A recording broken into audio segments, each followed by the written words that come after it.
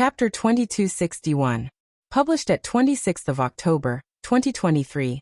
11:05 and 15 seconds AM. Chapter 2261.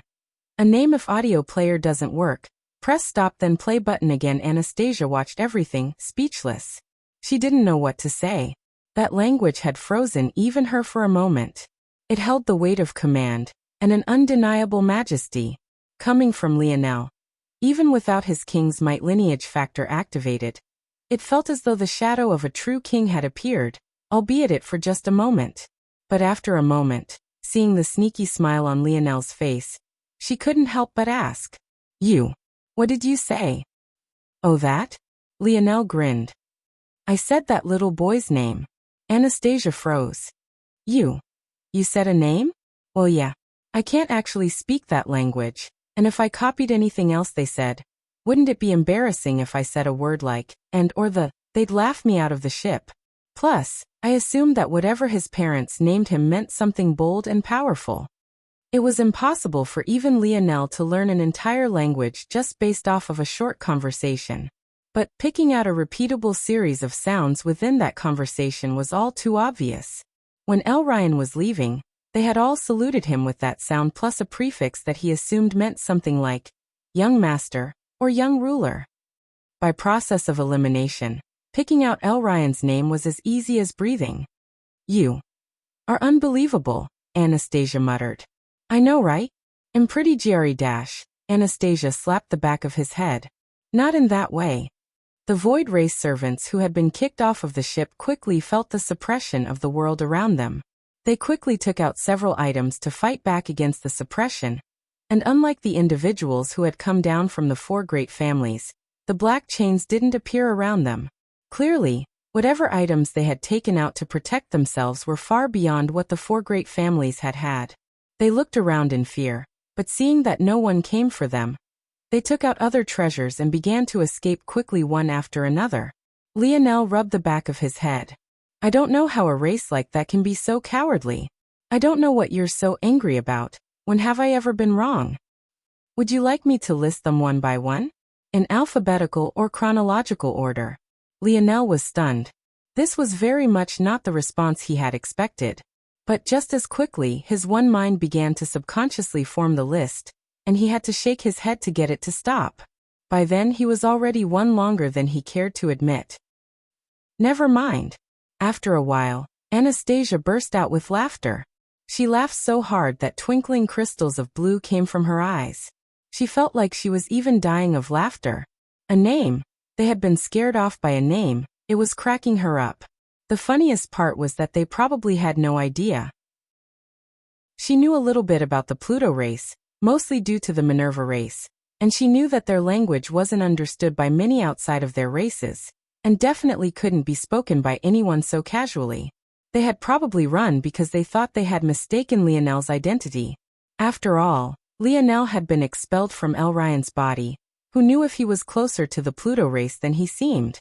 Just imagining someone screaming Lionel in English and then scaring off a race of gods was killing her. Lionel smiled. "When you're done, we should probably get going in case one of them realizes they've been duped." Anastasia wiped her tears, though they had already long since floated away. "N-O-V-E/L-/B.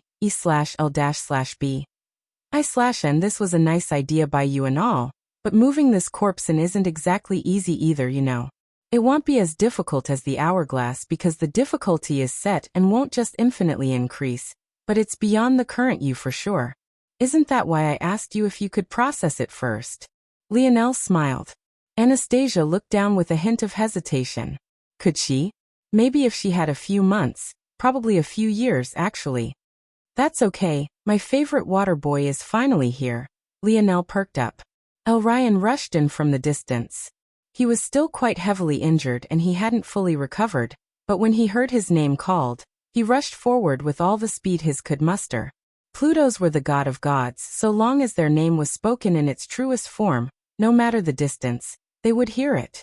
But what Ryan didn't expect was that the person who called out would actually be Lionel? "Hey, you're finally here, good. Do me a favor. Use that little hourglass thingy to help Anastasia put this corpse inside." Ryan froze and his lip twitched. "Hourglass? thingy. He had only just learned this language recently, but he was pretty sure Lionel was being absolutely ridiculous again. Wise star orders streaked across the skies with great speed. This timeline was already long after Lionel would have left this zone, but it had taken him quite a long time to finally revive. It was unknown whether all godchilds would definitely revive, but it was also obvious why.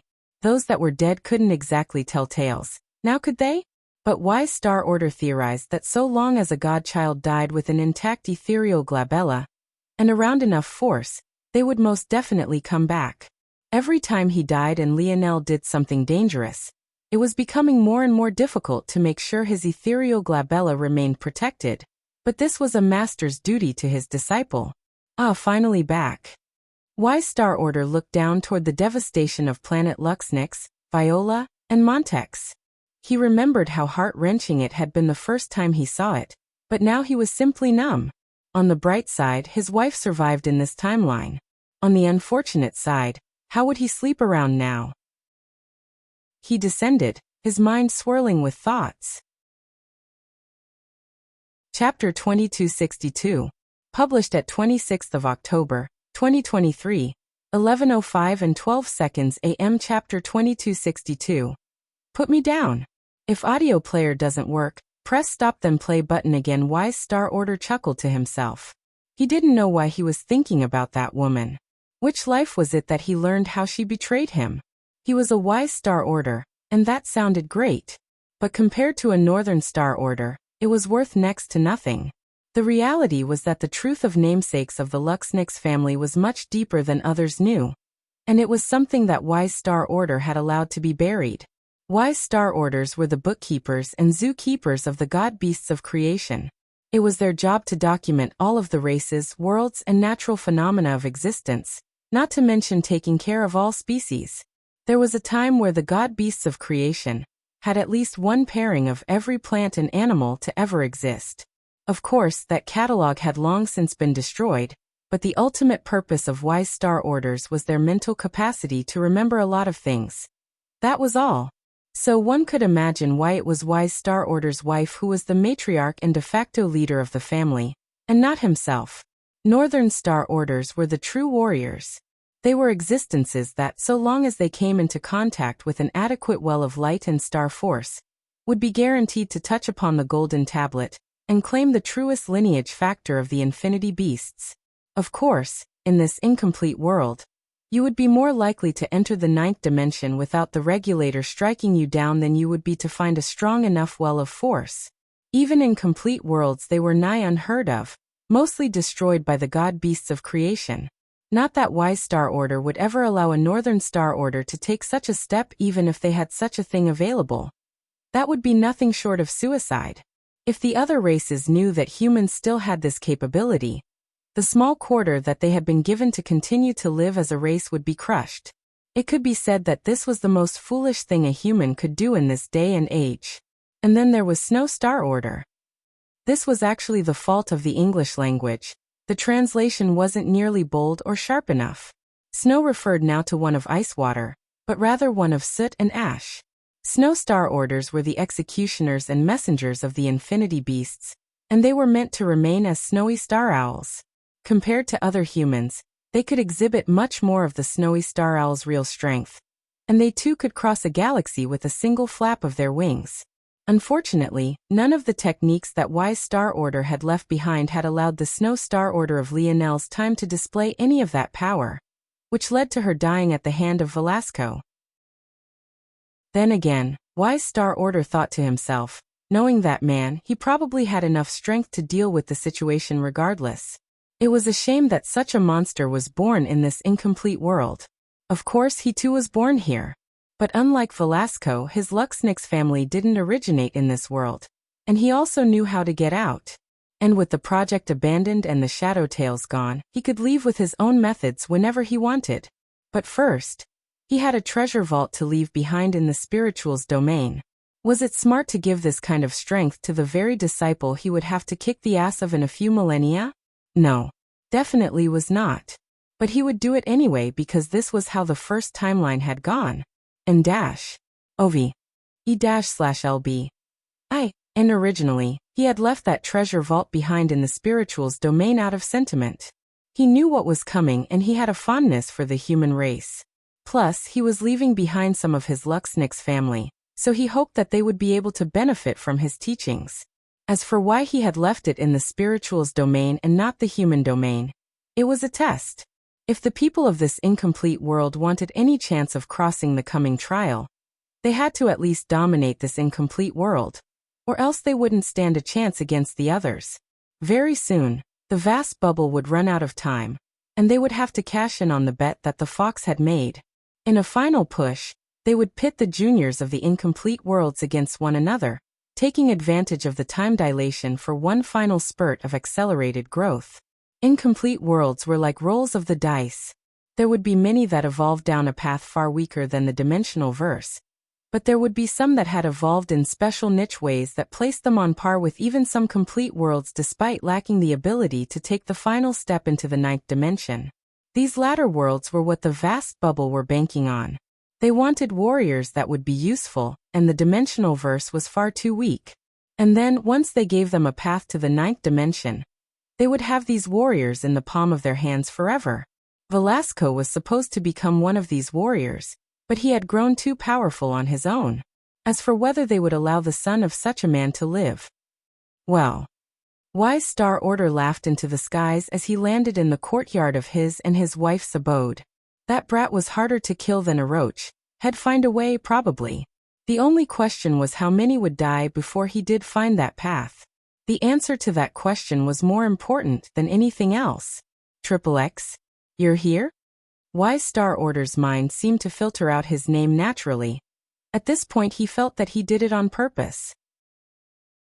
Seeing the face of the woman he knew would betray him, and just how gorgeous and equally annoying she was, he felt an amused thought bubble up as a bulge in his pants shifted. The matriarch of the family looked as though she was about to launch into a lecture. She had only married Wise Star Order because he was the most eligible bachelor, but she usually took out the stress of her position on him. Wise Star Order had never been a pushover, but he couldn't defeat this wife of his in the past either, so it was useless. Now though, Wise Star Order took a step forward and grabbed her by the waist, howling her over his shoulder and storming into their bedroom. XXX, you put me down. The protests were soon drowned out by dense cries for mercy filled with a lustful undertone. Wise Star Order had an excellent time subduing this wife of his. It wouldn't change much about the future, but he didn't care for it to. It would be even more interesting later. His life was just getting started. Chapter 2263. Published at 26th of October, 2023, 11:05 and 11 seconds AM. Chapter 2263. Creation tablet. If audio player doesn't work, press stop then play button again. Wise Star Order stood with a stretch, sliding his robes on. It was good to be young. Last time he had gone so hard, his back had ached for days. He ignored the limpid words of his wives. She was hardly intelligible, her speech slurring and her eyes half closed. She was probably saying something about why he wasn't staying in bed, but it was more funny than anything to him. Before this day, he had bedded this woman a single time, and she hadn't even let him finish. She only did it out of a sense of duty, and to officially consummate their marriage. Of course, the most important reason was because of her ability index. She had been trying to take on his Wise Star Order abilities for herself. As much as he would like to play with this heartless woman some more, he had some work to do. Right, valiant heart. Wise Star Order took a step as his wife's gargled mess of words were becoming sharper and louder. He luckily didn't get to listen to whatever nonsense she was definitely trying to spew. Instead, he had appeared deep within the catacombs of the Luxnix. These catacombs were built by the envoys of the god beast of destruction. There hadn't been an active void beast in countless generations, but that didn't stop the creature's lessers from doing their best to stir up trouble. Despite their usual brazenness, they were somewhat cautious in this world. That was because of the appearance of the Pluto race, and its relation to the existence of these incomplete worlds was something worthy of being wary of. The void bubble was far too weak to even have a single incomplete world for this sort of experiment, let alone dozens. It could only be done by the god races. But at the same time, This world was too valuable precisely because of its variability and potential for evolution. It was the perfect place to experiment with a new force. Since the experiment was a failure, and a youth of the Pluto race had appeared, they chose to abandon it. The place had already been stripped bare by Lionel, but why would they care so much about failures? No, it was probably more accurate to say that they couldn't spare the risk, and the failures weren't valuable enough to put themselves on the line. Wise Star Order appeared in the temple once more. Now all that remained was a bronze tablet, and he didn't seem surprised. He had allowed Lionel to take the silver and golden tablets. It would be a long while before Lionel could use the latter, so he wasn't worried. Of course, he didn't expect that foolish disciple of his to understand propriety and not use the tablet even when he could, not in this state anyway.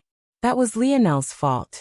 He would be under a lot of pressure soon, and he might take power from anywhere he could, but if he took it from this source he would only die sooner. Wise Star Order stepped forward and toward the bronze tablet. He looked as though he was about to crash right through, but the moment his shin looked as though it would crash into the altar, a ripple of space flashed and he disappeared. The Luxnix would probably rush in soon enough, but find nothing at all. The space Wise Star Order appeared in was a vast darkness. There was only one thing floating in silence, a single tablet. A single silver tablet. He reached forward and grabbed the creation tablets. NOV, E/L/B. I/N as a Wise Star Order, he had a duty to these tablets. Bronze, silver, golden and. He waved the hand with the silver tablet in it, and its body rippled, the words on its surface forming into a force art that rolled and foamed with light until it became a blinding crystal color. Star crystal. The crystallization of the purest, attributeless star force. It was the energy that was the very foundation of existence itself. He might be a glorified librarian, but the books he oversaw were far beyond the imagination of most individuals. In an incomplete world, even a silver tablet like this one had infinite power. It could bend and twist reality as it pleased and had very few restrictions. To the god beasts of creation, though this was simply a simulator, it was used to document experiments. It was these creation tablets that were the center that allowed the god beasts of creation to succeed in passing down their bloodlines to humans, and all the while, they killed not a single person thanks to it. It's a decent gift, Wise Star Order thought to himself. He'll be pretty aimless in his life because of the influence of his future self. Why chase anything when you feel like you have already achieved everything? This should help him get a taste of what it means to have drive and purpose. It'll make the moment his future self vanishes more manageable, as he'll have his own sense of self. But this isn't quite enough. Wise Star Order stroked his chin. Lionel had no idea that his master, a master he didn't even know he had and wouldn't acknowledge until years later, was diligently laying out a plan for his improvement step by step. However, that wouldn't stop Wise Star Order from being as diligent as he could. Right, he'll use this to influence a few zones then. He shook the silver tablet again, and it went back to normal as he vanished. Streaking across the skies, he felt leisurely, a smile on his face. He guessed that he owed his disciple a small bit of advantage. He had made it so far without any, so Wise Star Order wanted to see what he would accomplish now. Wise Star Order appeared above Earth, prepared to make some alterations to the timeline. Enough time had passed that the Plutos had long since gone and Earth was slowly building up its own civilizations. Interestingly enough, the true history of Earth seemed to be completely wrong, not that that mattered. Right, I need a name. I can't exactly use Wise Star Order, too on the nose. HM. He looked at the tablet. What was it that stupid woman kept calling me? Norem, right? Alright, let's go with Merlin then. Chapter 2264. Published at 26th of October, 2023, 11:05 and 11 seconds AM. Chapter 2264. Maze or if audio player doesn't work, press stop then play button again. Chapter 2264 Maze, or Lionel appeared back in his timeline. His gains this time were quite great. He had gained the odd beast that fused with little Tali, he had gained a void beast's corpse, and his vital star force had taken a half step into the impetus state. Beyond that, he had been informed about a great many things, and even gained the silver and golden tablets. He wasn't too eager to pass down those 2 tablets to the Luxniks. They had had them for so long back then and accomplished nothing. Giving it to them now wouldn't magically change anything except for his grandmother. Even so, he was hesitant to give it to her either. He had too many questions for that grandfather of his, and his grandmother was practically wrapped around his finger. He was very good at reading people, and he could tell that his grandmother was entirely googly eyes for the Ascension Empire's emperor. She would stand on his side almost no matter what. In a situation like that, he wasn't sure what to think. Did he hate his grandfather? No. Did he distrust him? Not exactly, though it was close enough to that. Did he want to take unnecessary risks? Also no. So he kept it to himself. Instead, rather than returning to the Morales family, he was far more interested in 2 things. First, Anastasia's second search, and the second, and also the reason they returned home so easily. He wanted to fully understand little Tali, or at least understand him to the greatest extent he could. He stood in a familiar location of the lab setting. It was the first room that had ever formed. His simple workbench ahead. The walls were lined with snow globes and simple shelves. This was the room that he had learned to craft in. The room he had started the first of his father's lessons, and gained an understanding toward how he should treat his spirit partner. He sat at the bench and pointed out a hand. Little Tali stretched out, peeling off of his skin and forming a perfect ball. Silver was still the little guy's main color, but the dense runes of white gold that made his head dizzy to look at. Little Tali rolled on the table between Lionel's fingers, making booping sounds that made it seem like it was having a great deal of fun. Interesting. Spirits usually choose a favored form and even a gender after entering the 6th dimension, but little Tali has done neither, choosing to stay like this. Is this because of the way I evolved him? Is it because of the best he assimilated? Or is there another reason? Tolliver should have a perfect fusion of all paths. There was a refinement path, a creation path, a universal force path, and of course the jack of all trades. The first allowed the ease of processing of ores, but not just this alone. This seemed to sound like a spirit would just clear an ore of impurities for you, but it was deeper than that. When one had entered the life grade, you began to appreciate the intricacies of each and every ore. Even when they shared the same name, they weren't exactly equal. And you had to account for all of these little changes when you wanted to create something whole and new. Something that had a life of its own. This path was like a cheat code to the life grade. Rather than relying on your personal skill to learn and adapt, you could rely on your spirit instead to force the ores into a predictable path. This lowered the bar to forge life grade crafts considerably.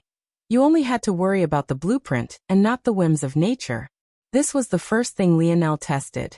He took out an ore that went by Maze Oregon. It was a light domain type, or that could project a large amount of illusions as it refracted the light around it.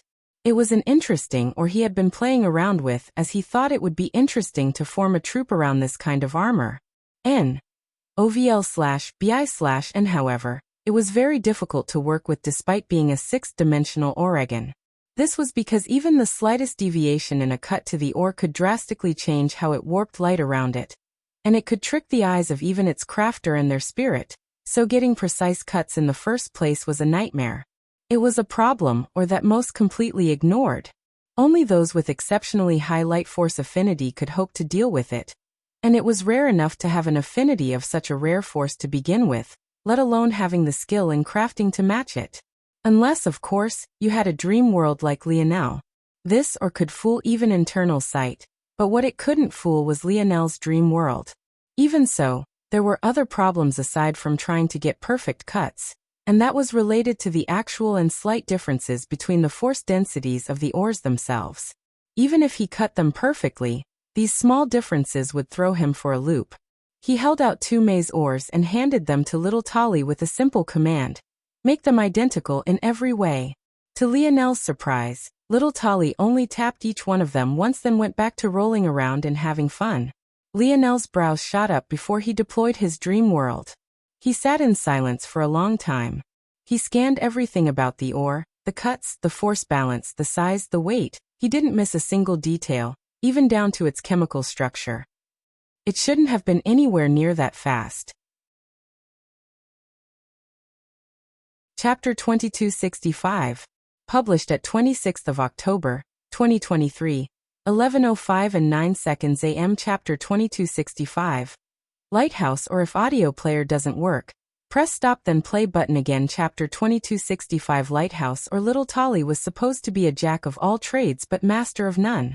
However, this speed was even faster than a true master of this purification path should have found possible. He didn't have much of a reference outside of what he had read in the Void Library, but he was certain of this. It wouldn't have been a surprise even if it took days, and the spirit in question should have had to swallow the ores first, process them, and then expel them. Not just tap them once. Lionel knew that the beast would cause some great changes in Little Tolly, and he even expected that the little guy would be more of a master than he knew. But this was greatly exaggerated. Of course, the ores weren't perfect. He only commanded Little Tolly to make them identical, but he didn't specify how, or what parameters he wanted.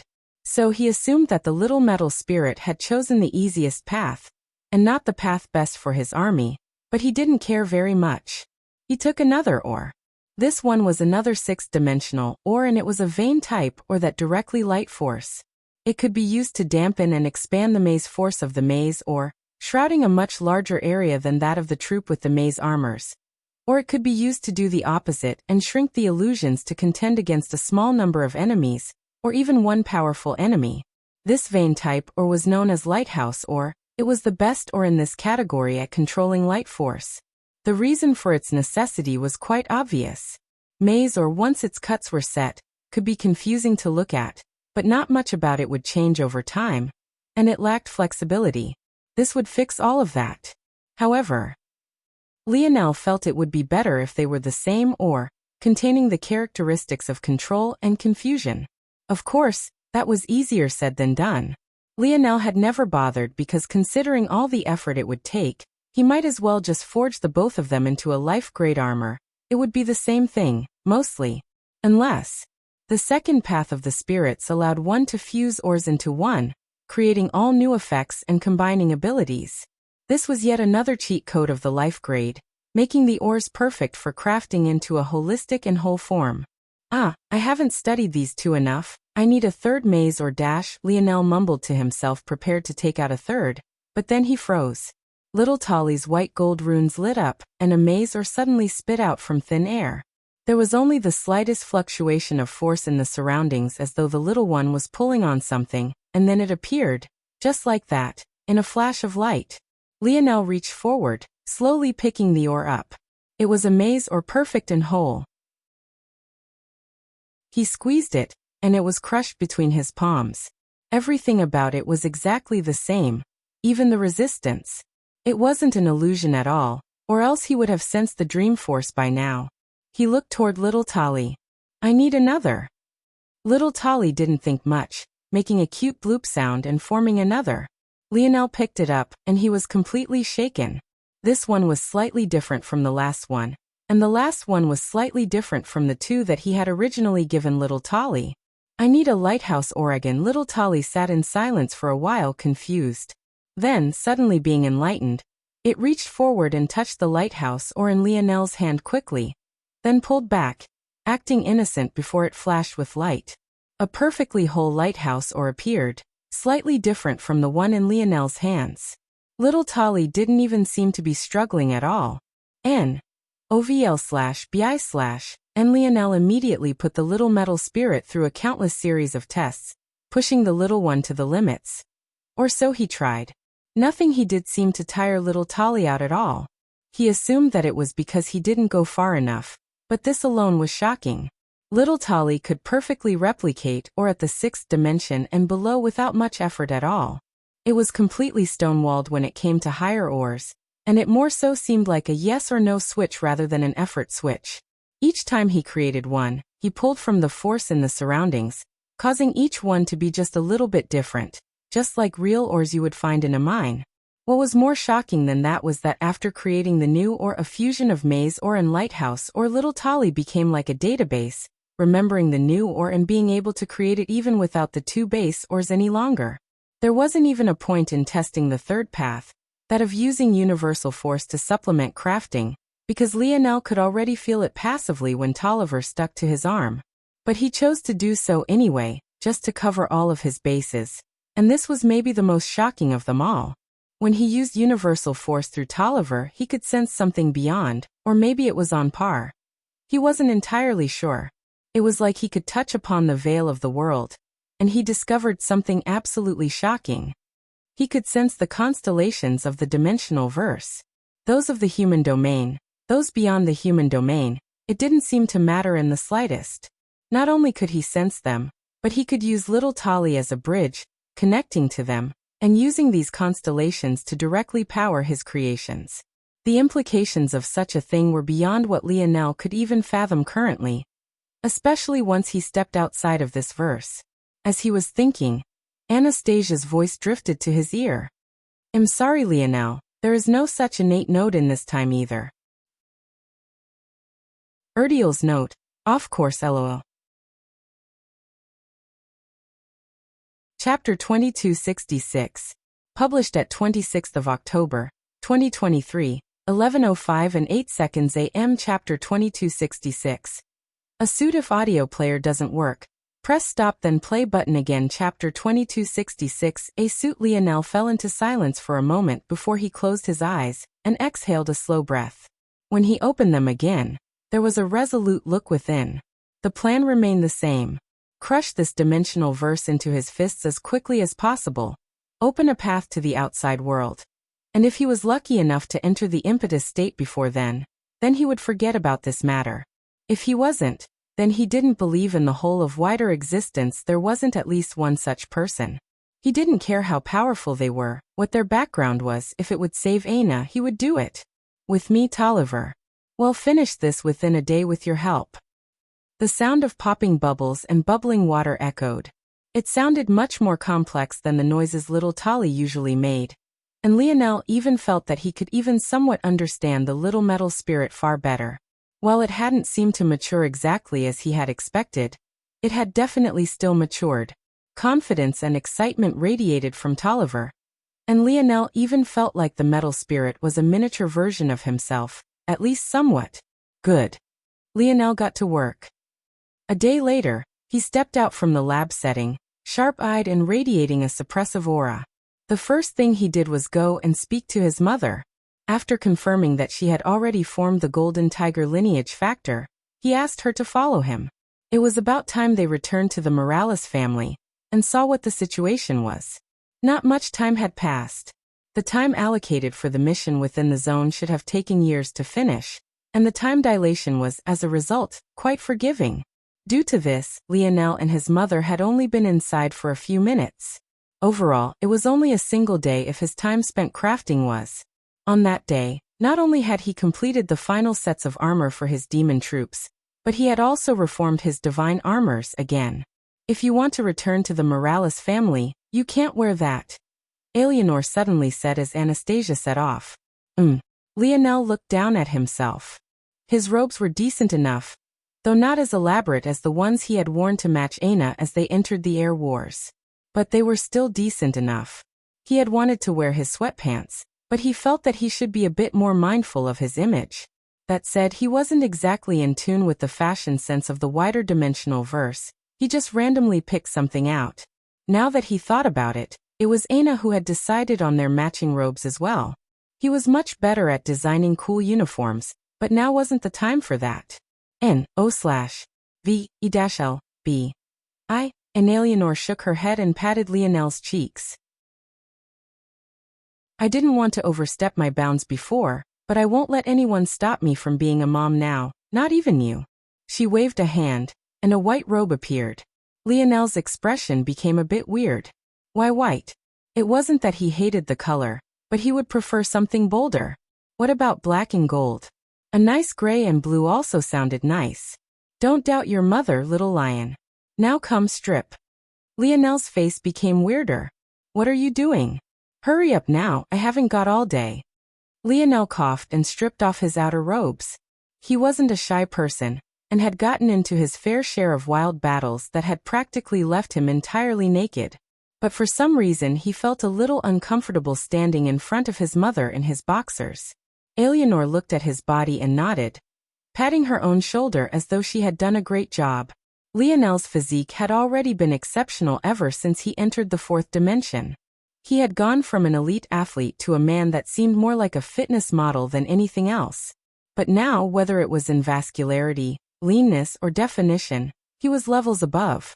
She threw a pair of white pants and robes at Lionel. When Lionel caught them, he felt that the material was incomparably soft, almost like silk and clouds had a baby. On top of that, looking a bit closer at more than just the color, there were faint patterns of a gray so subtle that it almost looked white as well. But together, the subtle embroidery made it look quite noble and elegant. When he put them on, he was actually quite satisfied. The material even made his force flow with a smoother cadence. He made a mental note to study up on fabrics and how he could incorporate them into his crafts. His father's teachings had had sewing lessons, but he hadn't applied them anywhere but the beast skin armors he had made for his companions during the Void Palace True Selection. However, his mom didn't seem to be finished. She had yet to help him accessorize. By the time Lionel was done, he was wearing a golden chain around his neck and wrist, the latter of which was just barely hidden beneath his love sleeve, and the former of which was just as subtle beneath his collar. His hair was slicked back in a formless gel that he couldn't even feel, and he actually wore shoes for a change. His white suit with faint gray embroidery reminded him of an Indian-style suit, a jodhpuri if his memory hadn't failed him. As for his mother's nods of satisfaction, they were even more exaggerated. "Now your father's glasses," Eleanor commanded. Lionel froze, but his mother's tone didn't seem to leave room for negotiation. With a deep breath, he slipped them on, and Eleanor beamed. "There's my little lion. Go on now." Lionel shifted the crystal-framed glasses on his face, and then stepped out, a vibrant violet color in his eyes. When he stepped out, he found the Morales family in chaos. Chapter 2267. Published at 26th of October, 2023, 11:05 and 2 seconds AM. Chapter 2267. Gifts. If audio player doesn't work, press stop then play button again. Chapter 2267. Gifts. The Morales family wasn't under attack, at least not officially. Rather, the ships of several powers were in the surroundings. Each one had come with gifts, these gifts being Lionel's demands of them in exchange for the lives of their juniors. Due to the matters that had happened the moment the air wars ended, they hadn't had time to gather up these materials. But Lionel's ability to read the intentions of people, and further these powers, only got sharper the stronger his mind became. He could see the difference between those that had come with the intention of actually paying up, and those that expected the gesture alone to be enough. The Morales family elders had simply said that Lionel wasn't here, but how could these people believe that? So they had started pressing, leaving their warships up in the air around the Morales capital. Of course, if it was aggressive enough for a war declaration, the Morales would have never come this far, but the intention was obvious enough. However, as bold as the threat was, Lionel's lip curled. He could sense the hesitation, the fear, and why shouldn't they have such reservations? The momentum of the Morales was unlike anything they had ever seen. If not for his father's death, maybe they wouldn't even dare to do this much. This was a test. They wanted to see how much they could push the Morales. As Lionel walked toward the capital, his mother a half step behind him with a doting and caring expression on her face. His presence seemed to loom, becoming taller and taller until the world fell into its own sort of silence. The engines of the warship still blared, the raging winds caused by their presences, and the distortions in gravity were still heavy. However, in the end it still felt as though there was only one person that could be focused on. The members of the Morales who were just passively observing this situation from the outside, not quite knowing of the internal conflict between Lionel and their own elders, felt a sense of pride well up in their hearts. This was the champion of the air wars. Not just any air war, but an unprecedented air war that would be remembered for generations. A man that stood atop the strongest collection the human domain had seen since its inception. And he was a Morales. He was their patriarch. The will of the Morales seemed to solidify, and the flickers of their constellation in the sky dimmed the momentum of the surrounding families considerably. The faces of their messengers fell. Never did they expect that the appearance of just one person would have such a profound effect on the situation, but they steeled their hearts. They had already expected much of this, though not all of it. It was the reason for their partial caution in the first place. But even so, they still represented the whole of the human domain, and even the Seward family and the spirituals' religion had suffered at the hands of Lionel, not to mention the Oman family. 3 organizations and families, all on the same level as the Morales, had come for compensation. No matter what the future of the Morales looked like, it was still the future and not the present. It was impossible for them to have taken full benefit from their constellation and new lineage factor already. This was their best chance to suppress them. The so-called messengers were all among the strongest these families could call forward without sending their ancestors. If they sent their ancestors, it would have a much different connotation, and they didn't want to take that step just yet. Instead, they sent the very strongest of their 7th-dimensional elites. The constellation families, the Constellation Bow Alliance, the Seward, the Oman, the spirituals' religion. But they were just the beginning. Once again, the smaller families became a pawn in the game of the big wigs, countless smaller 7th-dimensional families, and even a minority of 6th-dimensional families, appearing as well. They all had the intention of stepping off their ships and questioning Lionel directly, but the latter waved a hand. No VE/LB/1. All of a sudden, the strength of the world trembled, and their ships were locked in place. All of the force arts no longer responding to their call as though they were cut off from the laws of the world. Guests should wait to be invited in. You wouldn't want to be rude, right? Lionel asked lightly. The messengers froze as Lionel strolled into the planet-swallowing palace of the Morales. Within, the elders were in heated discussion. They hadn't even gotten time to implement many of Lionel's changes before this happened. They all realized they hadn't improved nearly enough yet.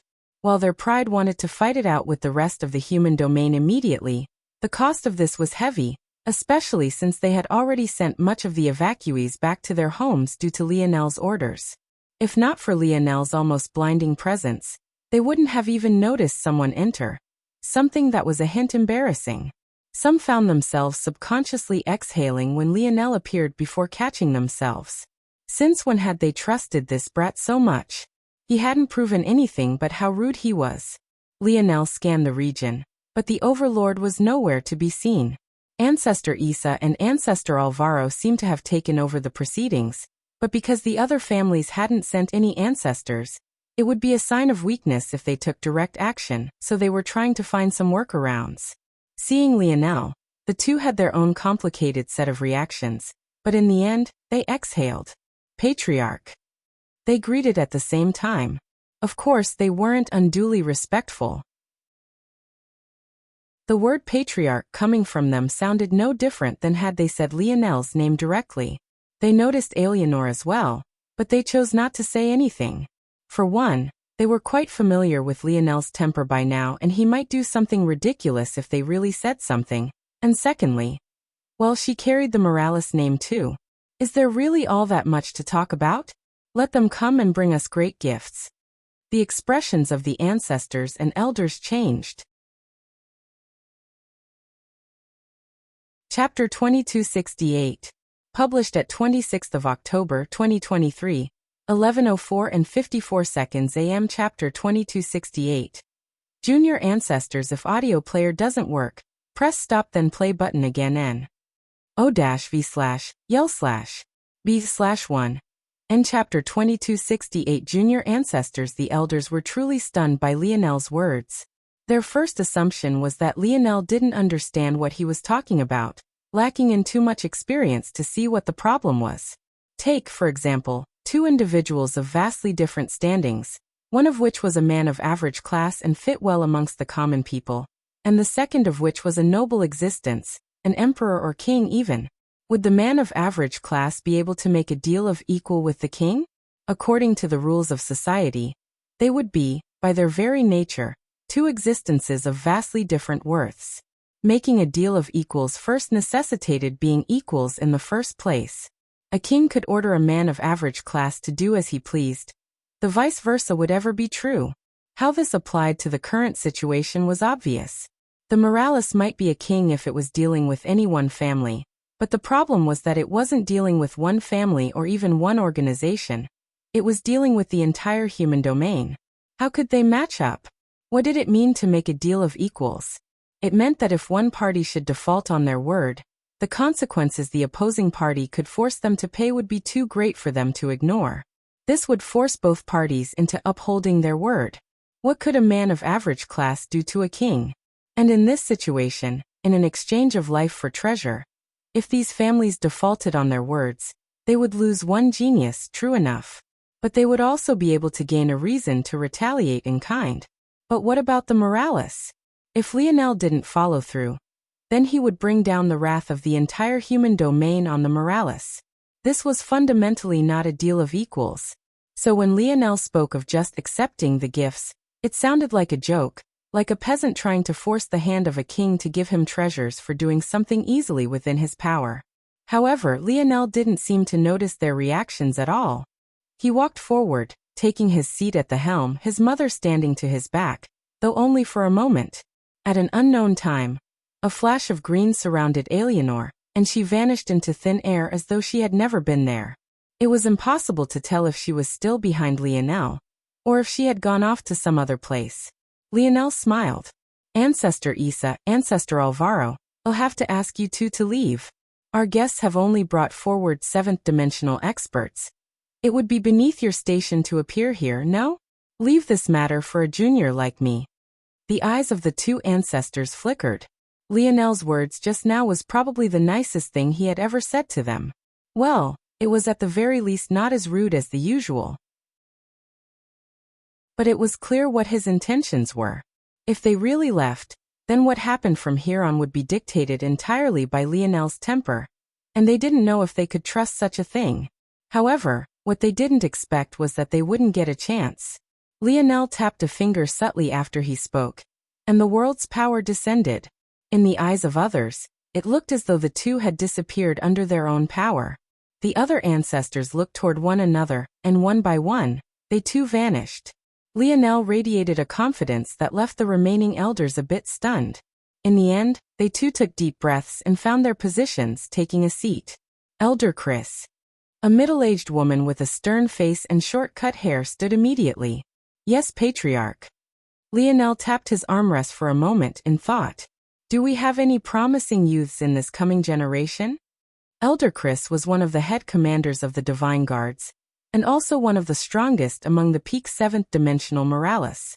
For those like this, the Morales had their own unique names for them, and they called this group of elders the Junior Ancestors, though there was nothing junior about them at all.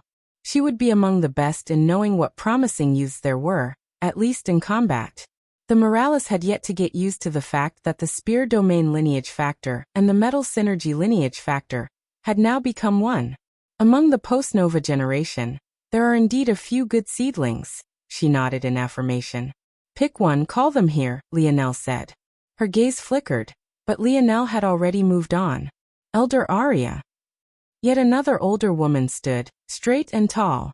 She didn't look nearly as stern, but there was still a hint of authority between her brows. Her hair was long and tinged with deep hints of silver that alternated with the usual deep brown of the Morales, and from her neck hung a pair of glasses. She was one of the head crafters and led the crafters of the family in many things. She wasn't a junior ancestor in raw strength, but rather in the power of her divine armor, and how cleverly she implemented her crafts. In this way, she was a lot like the Radix family, but on a completely different level. Unlike Elder Chris, though, she didn't call out to him as Patriarch, not that there was a rule for this. Do the same as Elder Chris, call one here. She frowned. Patriarch, she said slowly. This matter is quite delicate, it isn't very appropriate for. Lionel looked over and met her eyes. Elder Aria could see an almost indifferent sort of gentleness within, but it still froze her. The weight of the world bore down. Inappropriate? I think it will be fine, Lionel said with a smile. We just need a few flower girls and ring boys. The hearts of the elders skipped a beat, but everything was quickly put into motion. Soon, the doors of the Morales Palace were opened wide, and at the forefront, two teenagers, one young man and one young woman, stood forward, their pride beaming and the arrogance of the Morales blooming out from deep within them. "The Morales family welcomes you," they roared. Chapter 2269. Published at 26th of October, 2023, 11:04 and 50 seconds AM. Chapter 2269. Guest: if audio player doesn't work, press stop then play button again. Chapter 2269. Guest: Tommy Morales. A bright spark of the Spear faction, and a young man of 15 years old with a pair of eyebrows that looked like a flare of fire. His face was just as stern as his instructor's, but the hints of immaturity on his face were clear, but it carried a vibrancy of youth. Nora Morales. A bright light of the crafting faction, she too was 15 years old, and she had an interesting style herself. Her metal spirit held her hair up into two ponytails. It couldn't help but remind Lionel of a certain faction leader from Valiant Heart Mountain. She too used her fire spirit to hold her hair up. It exhibited quite a level of control. But Lionel only smiled when he saw this.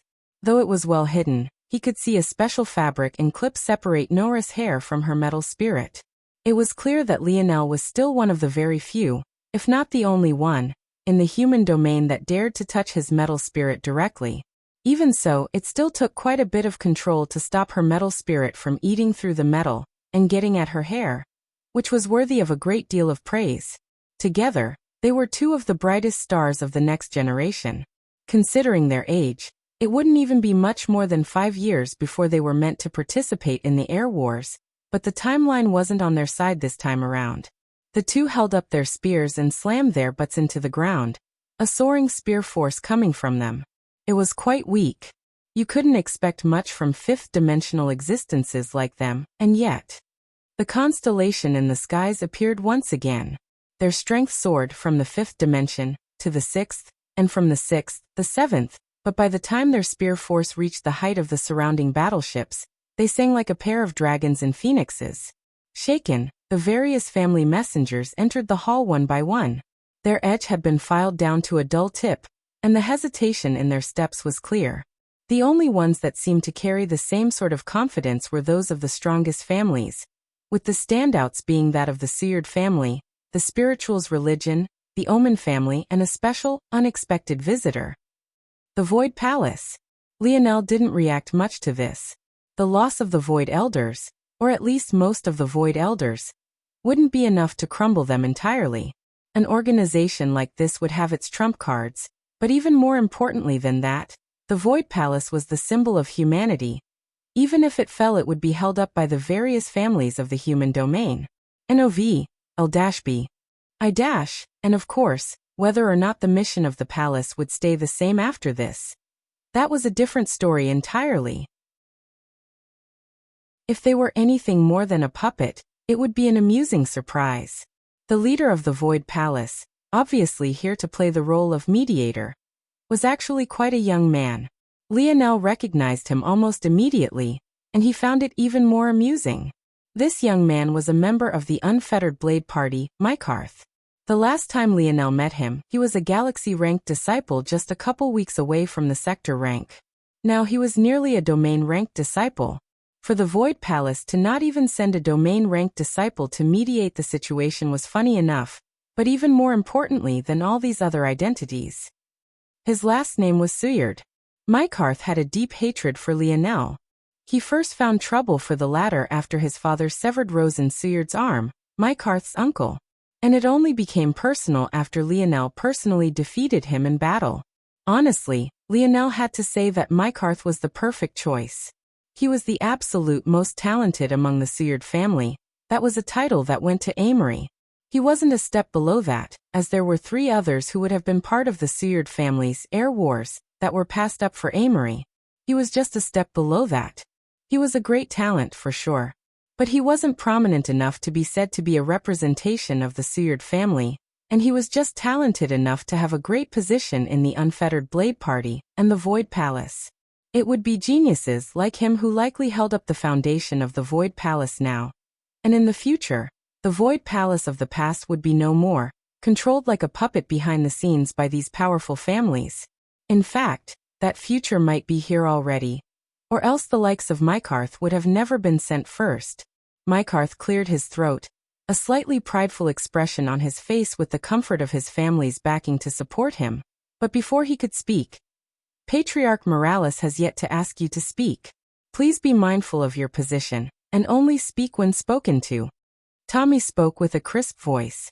While it was slightly immature, it carried the same hints of sternness Head Commander Chris had. Much like his mentor, he was a stickler for rules and etiquette. He would never allow a guest to speak before his patriarch, nor would he allow his patriarch to have to be the one to correct this guest. He and Nora stood to Lionel's back, one to each side, arms clasped behind their backs. As a pair of youths, they did surprisingly well in this atmosphere, and it was clear that much of their confidence came from the man on the throne before them. The older generation might be hesitant about Lionel, but the feelings of the youth were quite clear when it came to him. He was their idol. Mykarth's face flushed red. Never did he expect to be reprimanded by a child like this, but he also wasn't in a position to argue with one either, especially when said child was in the right. Lionel smiled lightly and slowly opened his mouth. Some thought he might say some fake words to reprimand Tommy, but he did no such thing.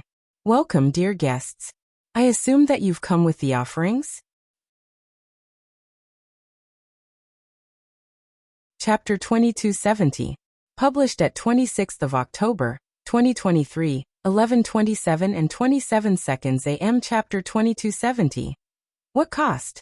If audio player doesn't work, press stop then play button again. Chapter 2270. What cost? Lionel's words were grating on the ears. Offerings? It was like he was implying that he was a king, and they were his servants come to pay the taxes for a year out of a faint hope that he might give them enlightenment. They had seen Lionel battle, his schemes, his intelligence. There was a next to 0% chance that he had misspoken. He picked this word on purpose. Every step of the way, he was showing his indomitable will. He wouldn't take a step back before these families. Mykarth's expression darkened, but he reined in his distaste. He was already in a partially compromised position, although the Seward family had sent him here precisely as a show of strength and power. They now had the greatest influence in the Void Palace and the future generations of the human domain's protectors, and no one else could do anything about it. The momentum of the Morales was something they had to cut down at all cost.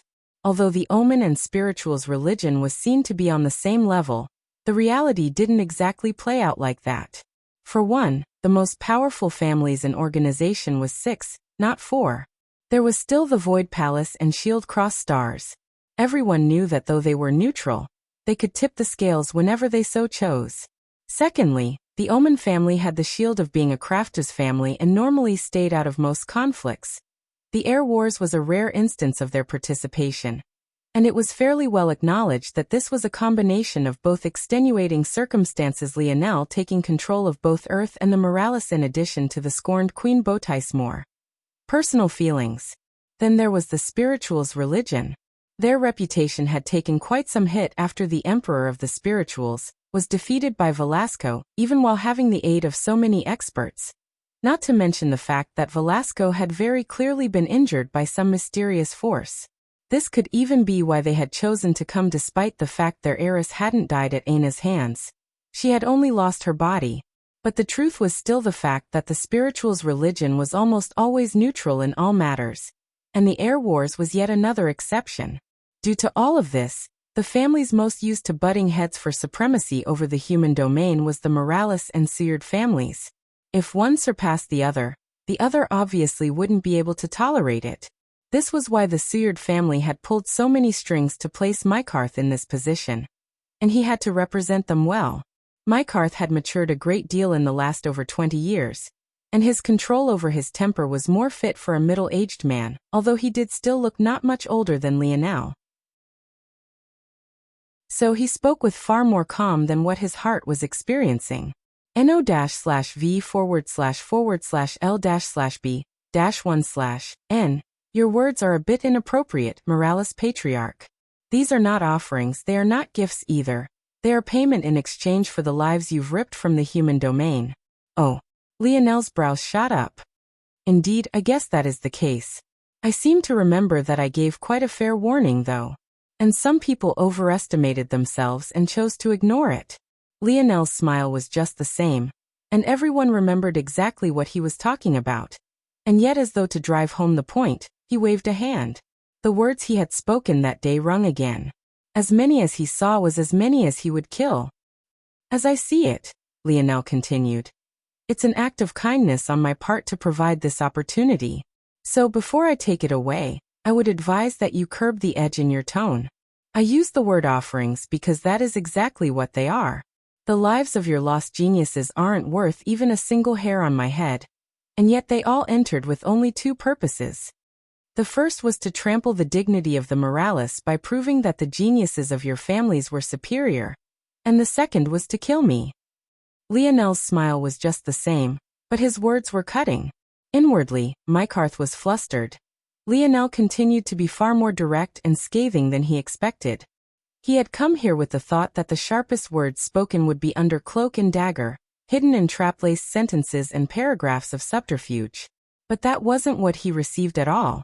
Lionel was coming right at them, and his words and expression might be coated in a thin layer of politeness, but it was exactly that.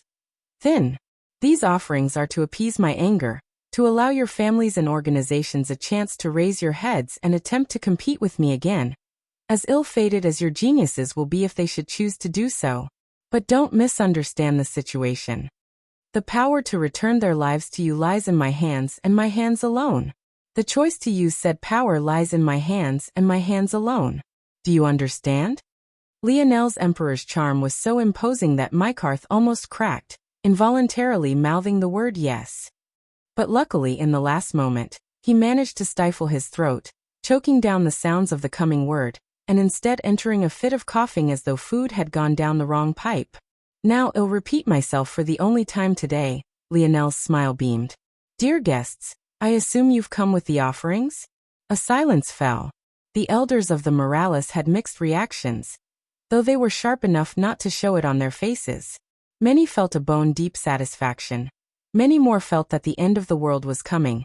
And even those that did feel satisfied began to tremble inwardly afterward, experiencing what one might after an extremely greasy meal. It was delicious. But at what cost? Chapter 2271. Published at 26th of October, 2023, 11:27 and 23 seconds AM. Chapter 2271. A proud Seward. If audio player doesn't work, press stop then play button again. Chapter 2271. A proud Seward. Mykarth no longer knew what to say. All of this preparation flew out the window and his experience, or lack thereof, was showing plainly. To make matters worse, his cough still hadn't disappeared, and the more he tried to stop it, the worse it became. Every time he held the cough back, there would be a slight few seconds of silence before the fit began again. He was making his own situation worse and worse by not allowing it to see itself through to the end. It was when the situation seemed unsalvageable, and his face was as ripe as a tomato, that a young man stepped forward. This young man was handsome, almost too handsome. It reminded Lionel a lot of Wise Star Order in that regard. His hair was a flickering bluish gray that shone more like light than filaments of hair, and his eyes were a dreamy sort of violet, not pale like Lionel's, but rather cool in hue and deep in resonance. It was easy to get lost in them, and it was only made more potent by the fact this violet faded to sky blue near the edges of his irises. It was clear with a single look that this man was a spiritual, or at least half of one.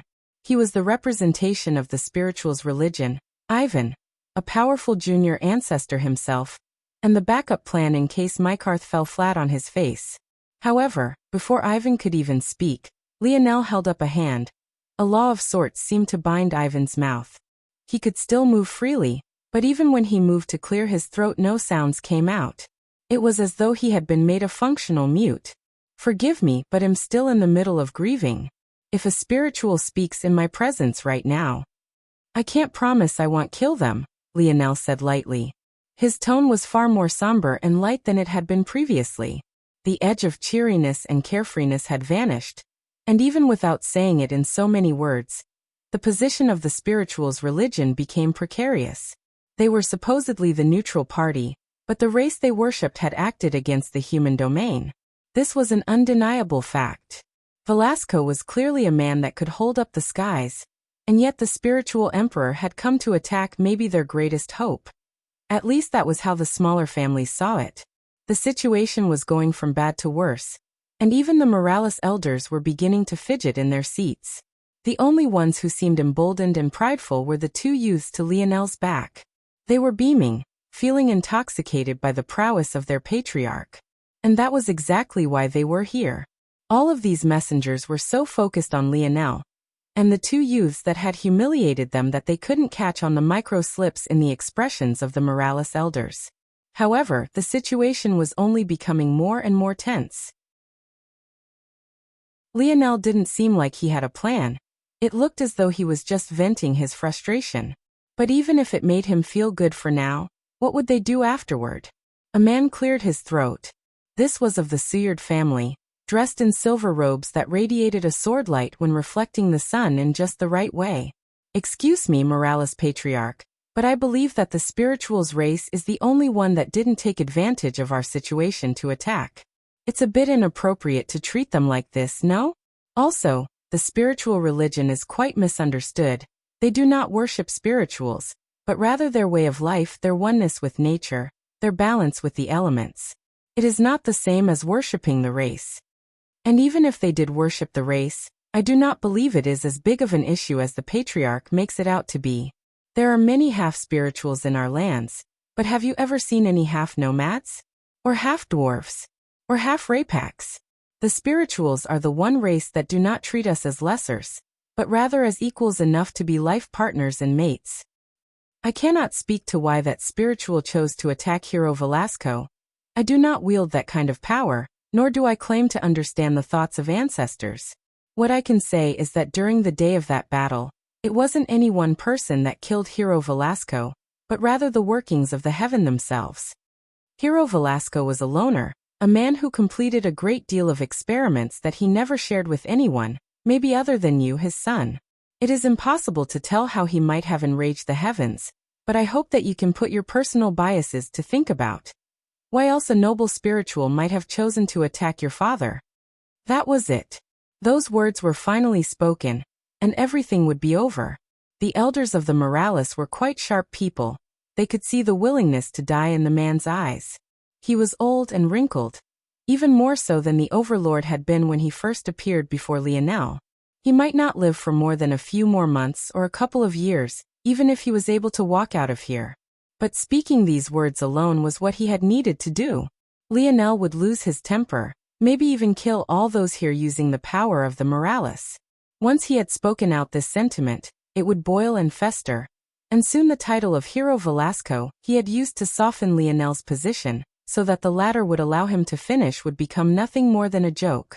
Locke Suyard could already sense it, the shifting tide, the skepticism of the smaller families he had brought with him, and even the faint anger radiating from the elders of the Morales. His mission was complete and he could finally close his eyes, a proud Suyard. N-0V1BN, and that he did. He closed his eyes and waited for Lionel's strike, a smile of pride on his face no weaker than that of the children to Lionel's back. He was a Suyard of the sword. He would die with his back straight, a smile on his face and a hand on his sword. His hand slowly reached up, gently descending toward the hilt he had known all his life. Chapter 2272. Published at 26th of October, 2023, 11:27 and 21 seconds AM. Chapter 2272. No? If audio player doesn't work, press stop then play button again. Chapter 2272. No? Locke's hand missed, swinging at the air. He was inwardly stunned, so much so that he opened his eyes. His sword had always been there. It was the one thing that never failed him. And even with access to all the spatial treasures he could ever hope to use in a single lifetime, he still chose to hang it by his waist. He was so used to this sword that he could find it blindfolded in the depths of a black hole if he had to, so how could he have? The sword wasn't there. Locke's eyes snapped open and he looked at his waist. It was all gone. His trusted sword wasn't there. The blade of that sword had changed over the years, but the hilt was always the exact same. He asked every swordsmith he had ever worked with to transfer it over. It was the blade hilt his father had passed down to him, and a blade hilt his grandfather had passed on to his father before him. This was tradition of most of the Suyard. They didn't believe in keeping the same blade all your life. That wasn't being a swordsman, that was being stupid. No one could deny the strength of a weapon, and how much it aided your combat prowess. It wasn't an exaggeration to say that this sword hilt was as important as his entire lineage to him. The only reason why he had even brought it when he expected to die was 1, because it gave him courage, and 2, because he believed that the protective measures Mykarth had with him would allow him to bring the sword out. But now, Locke looked up to find that the sword was in Lionel's hands, being lightly swung with a grace he didn't think should have been possible for a spear master, and that Lionel was. There was no denying that his spearmanship had surpassed even more of the elder generation, but the sword didn't look out of place in his hands at all. I've always found swords to be interesting. If it wasn't for the fact the weapon of a man I killed when the metamorphosis first descended upon Earth was a spear, I might have actually picked up a sword first. Though, Lionel swung the sword again. Maybe not. I was also quite a prudent and calculated fighter back then. I would have probably concluded that a layman like myself would do better with a longer stick. Better chance of not dying and all. Lionel looked up with a smile. The sword rang and the echo of sword force manifested with almost too much ease. It was sharp and powerful, though silvery white unlike his spear force and his bow force. However, it was 7th dimensional. That's the kind of person I am, Lionel continued. I like to be prudent, cautious. I like to calculate out every step, and while that wasn't the case in the past, I no longer hesitate to kill. I find that doing so is a waste of my effort, trying to figure out the worth of a life, who deserves to live, who deserves to die. It's all very tiresome. And not to be rude, but if I can't figure it out, all of you most certainly can't. Your plan is filled with far too many loopholes. Send the bushy-eyed youth forward first, let him stumble. Then attempt a save with a person you were quite certain I'd never let speak, before you follow through with your real plan. And it's even better for the Suyard, isn't it? After all, it would be your real representation and not this pseudo-representative doing the speaking, right? And then what? You would use the rage I showed as an excuse to attack? Maybe if try to rope me and my Morales family in with the demons like you did the Silver Empire, and find an excuse for Shield Cross Stars and the Void Palace to act too. Is that it? The silence was palpable, but Lionel didn't seem to need to bounce his ideas off of anyone. At the same time, you'd have something to tell the masses. Hero Velasco was just a joke of a man who experimented with what he shouldn't and brought down upon himself the ire of the gods. The spirituals and the other races weren't attacking the human domain at all. Rather, they were just doing their best to stop Velasco from bringing down the wrath of the gods upon you all, right? They weren't cowardly scum at all. In fact, they were trying to save everyone. And the cherry on top was that maybe if Hero Velasco had shared his research and spread the truth of how he had grown so powerful so quickly, and how his wife and son seemed to do the exact same, then none of this would have ever happened. Everyone could have resisted the gods together, and rather than striking down Hero Velasco, you could have worked together to fight against the oppression and lead the human domain to a brighter future. Lionel tapped the sword with his other hand, running his finger along its blade toward its hilt. With every inch that he passed, the blade crumbled. It looked as though it was being burnt to ash, and yet there was no heat in the air at all. It was like Lionel had simply commanded it to crumble, and it heated. Locke's chest constricted as his treasured sword was suddenly left with nothing more than its hilt. Lionel spun it in his hands, letting it land on the tip of his finger as it continued to spin. Is that all about right? It's a pretty stupid scheme if you ask me. It lacks any sort of cleverness or flair. It relies entirely on the ignorance of the people to the truth of the situation, and even relies on your own ignorance as well. Not that you care very much to correct whatever those misconceptions were. Lionel caught the hilt in the air and his smile vanished. He didn't do anything, but those messengers that were present suddenly wanted to fall to their knees and plead for mercy, the weight on their souls nearly crushing them. You've all miscalculated, though, unfortunately. You can all return. I think the purpose of this meeting is over. When you go back, tell your people that the Morales will be coming to clear the name of both their hero and the stain you tried to place upon us." Lionel crushed the hilt in his hands, letting it burn to ash. Lionel's smile returned as he looked toward Locke. He didn't speak, but a voice echoed in Locke's hands. "Kill you? You value yourself too much. I would much rather kill whoever told you to speak those words. It would be much more interesting if you were alive to see your treasured seared family burned to the ground, no? N/O/V. Epsilon. L. B/-1/N.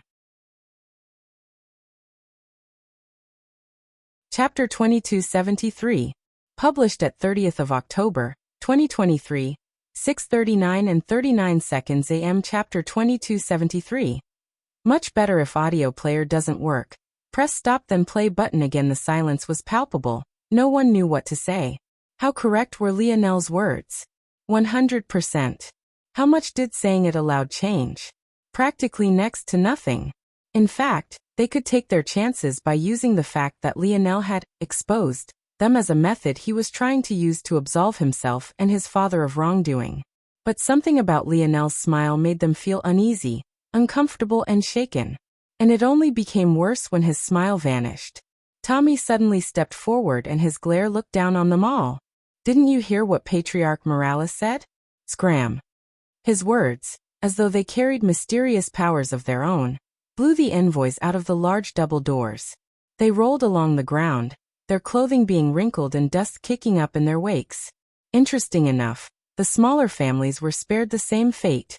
However, they got the message well enough as they rushed out, not wanting to be implicated in the same way. Mykarth's expression was black as a pot as he rose to his feet as quickly as he could while pretending not to be in a sorry state. But even this wouldn't last for very long as he looked up into the skies. Their ships. They were gone. He wanted to roar out and demand an explanation, but he noticed that no matter how he strained his voice, no sound seemed to come out at all. It was as though the laws of the world were restricting him, suffocating his voice and muting him for all to see. It was just them. The six-dimensional families still had their warships very much intact, and they rushed away.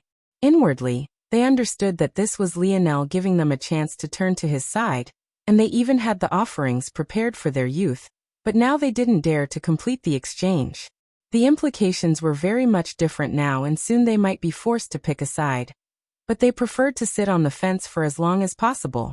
As for the loss of their youths, the honest truth was that if it gave their families a chance to survive this coming storm, the cost of a single genius or even many was a worthy price for these small families to pay. That was the harsh reality. A single genius would have never changed their fates. Their best couldn't compare to the likes of Amory, or Simona, or Armand, or any number of the other members of the Cataclysm Zone. It wasn't worth it to risk the whole family for them. At least not without the consent of their own upper echelon. The seventh-dimensional families that had come to pressure Lionel grit their teeth. They had been robbed in broad daylight and they couldn't even voice their complaints. They tried to send messages to their families, but they realized that even this was blocked. It seemed that without Morales' territory, there would be absolutely nothing they could do. They could only go the long way, leaving by foot and through air under their own power. "I think you should take a look at N-0 Velbin." The laughter and jeers of the Morales citizens echoed through the skies as they rushed away. Their faces burned and their anger was palpable, but they didn't dare to attack. Even if they had the balls to, they felt like an all-seeing eye was bearing down on them from above, observing each and every one of their actions. And even if it wasn't there, what chance did the small handful of them stand against so many Morales? The elders wouldn't even have to take action. They would be drowned by sixth-dimensional experts. This seemed like a great victory, but after the doors of the Morales palace closed, the elders seemed to boil over with all of the emotions that they had kept bottled up, the leader of which was Elder Arya. Lionel could already read her impression of him from a mile away, and right now she couldn't seem to control herself at all as she exploded. "Patriarch! This was highly inappropriate. You've put the entire family on the brink of destruction." Tommy and Nora Morales, who had just been in exceptionally high spirits, looked around in confusion. Wasn't this a great thing? What was happening? Elder Arya realized that there were still third parties here, and that she had exploded too soon. She made a move to dismiss the two children, But before she could, Lionel held up a hand. His smile had returned and she met her eyes. What would you suggest we do? Arya took a breath and regained her composure, her eyes becoming more piercing. They were just messengers. Since things have come this far, we'll catch them, detain them, accuse them of disrespecting the Morales family name and jail them. We'll send a message to their families and organizations, demanding compensation. This compensation will be less than what you asked for their geniuses. When they come forward with this compensation, we will return both their messenger and their genius as a sign of goodwill. To the public we will appear both strong and magnanimous, while politically, we will sow more relationships than enemies. It will fix all of this. The elders fell into silence and Lionel even saw many of them visibly relax. This was an excellent plan, and a win in all directions. It was the kind of plan their patriarch should have been the one to come up with, but there was a reason they were a council. Their patriarchs were often young and needed guidance. Their help would fix everything. Even Lionel's brows rose up, and in the end, he happily laughed and even clapped. That is very much not the response I expected, Lionel said cheerily. I thought that your solution would be to have me step down and give the excuse of grieving to deal with this situation, but I must admit that I was wrong.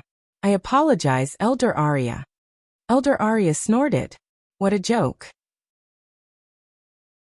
Even if she wanted to do that, it would make the Morales look weak to have their patriarch step down due to the pressure of other families.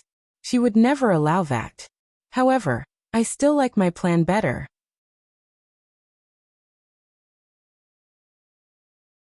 Chapter 2274. Published at 30th of October, 2023, 6:39 and 38 seconds AM. Chapter 2274. You don't believe me?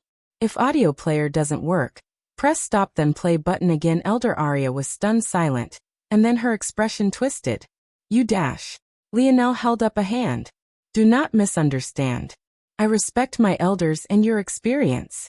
I am not casually dismissing your plans out of malice or anger, nor am I acting out of emotion. Though even if I was, it really wouldn't make much of a difference, Lionel thought to himself with a smile. Whether he was being emotional or not, he didn't believe there were many, if any, who could outmaneuver him in this world. Victory would be certain one way or another, but since he had his wits about him, he might as well be calm and calculated, taking the best and most perfect course of action. Arya grit her teeth, but since Lionel had spoken so clearly, it was her duty to calm down and listen to him. She really wanted to hear what he could possibly say that was better than her plan. First, you all need to understand something. If we cannot get on the same page, we will never be in harmony, and if we lack harmony, you all will fight me every step of the way. You need to understand that these choices I'm making aren't only because they will benefit the Morales family the most, but also because there is no other choice. Lionel looked through them one by one. I know you heard my words. I know you feel that they are reasonable, and I know that in your thoughts, you believe that the only thing we can do against such allegations is to stall. But do you know what these families fear the most right now? Arya's jaw tightened. That's right. You're all very experienced. What they fear the most is us having time. They fear us unearthing the potential of our new lineage factor, of birthing more talents that have acclimated to it from birth, of me potentially sharing whatever illusory and mysterious plan my father has to help others improve greatly in a short period of time. This month or so they've given us since the death of my father wasn't out of courtesy. It was the time they needed to prepare, to line all their ducks in a row, to make sure that they were ready for war at any given time. Second Nova. Lionel suddenly called out. A subtle portal of spatial force opened up, and Oren appeared. He was slightly confused at first, but he quickly focused and bowed to the elders around. Lionel grinned. Your information networks are some of the best in the human domain, no? The best, Oren corrected out of habit. He hesitated afterward, but then he felt that being humble right now wouldn't suit him. If anything, it would just annoy him. He had his own pride as a Morales and a demon, for that matter. And what would you say the odds the seventh-dimensional families are preparing for war? Oren blinked in confusion. Well, 100%, but isn't that obvious considering the sudden invasion by the other domains? Of course there. Oren trailed off, and his heart jumped several beats. Having information was one thing. Interpreting it properly was a completely different matter. If information was enough to understand every and all things, then who would ever fail to answer a mathematics problem? Who would ever mistakenly answer a reading comprehension question? It was all too easy to get lost in the weeds of unimportant information. I think you should take a look at, and Oren, too, had made that mistake. He had gathered quite a bit of intel on the movements of the families and how much preparation they were doing for war. And to him, and the rest of the Morales for that matter, it was just a matter of simple logic. The human domain had just suffered a devastating attack. Why wouldn't the most powerful families be preparing? What he had neglected was the fact that this was also the perfect shroud, the perfect wool over their eyes, the perfect misdirection. Were these families really preparing for another invasion? How had the Morales prepared? They called all their citizens, huddling them up in their capital solar system, and deployed sentries to scout and make sure that no one encroached on their territory. This was how you might best prepare for a coming invasion. But what had those families done? Nothing of the sort. They gathered resources, called back their warriors, tightened control over various human domain organizations, and then they sent out envoys to pressure the Morales family? A family that would be one of their biggest allies during an invasion? When it was put like this, even a fool could see it. Oren almost felt like an idiot for not seeing it sooner. Looking at Lionel, he felt that he understood why he had lost so handily. Of course, he had never entered the air wars for victory. His only goal was to deal with Third Nova. But even so, something told him it wouldn't have mattered even if he had intentions for victory. Oren took a deep breath. They want to strike us a blow. Lionel smiled, and Arya and the other elders remained silent. They understood even without it being said in so many words. There was never room to compromise, and there was never room to stall. War was already on their front porch, and Lionel seemed to be the only one who had noticed. Then Lionel suddenly spoke.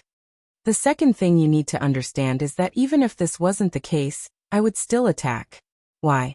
Because we are in an undefeatable position. The elders frowned. No. You don't believe me?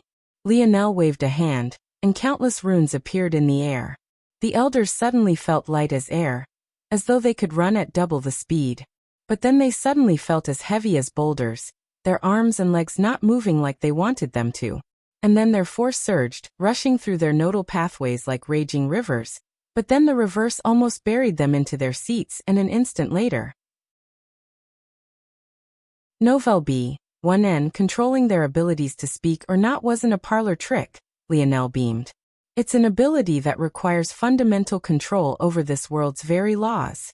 If they step within our borders, they die. This was already shocking enough. But this wasn't what Lionel was banking on at all, because he felt they still didn't understand exactly what this meant. Instead, he had something they would understand with far greater clarity.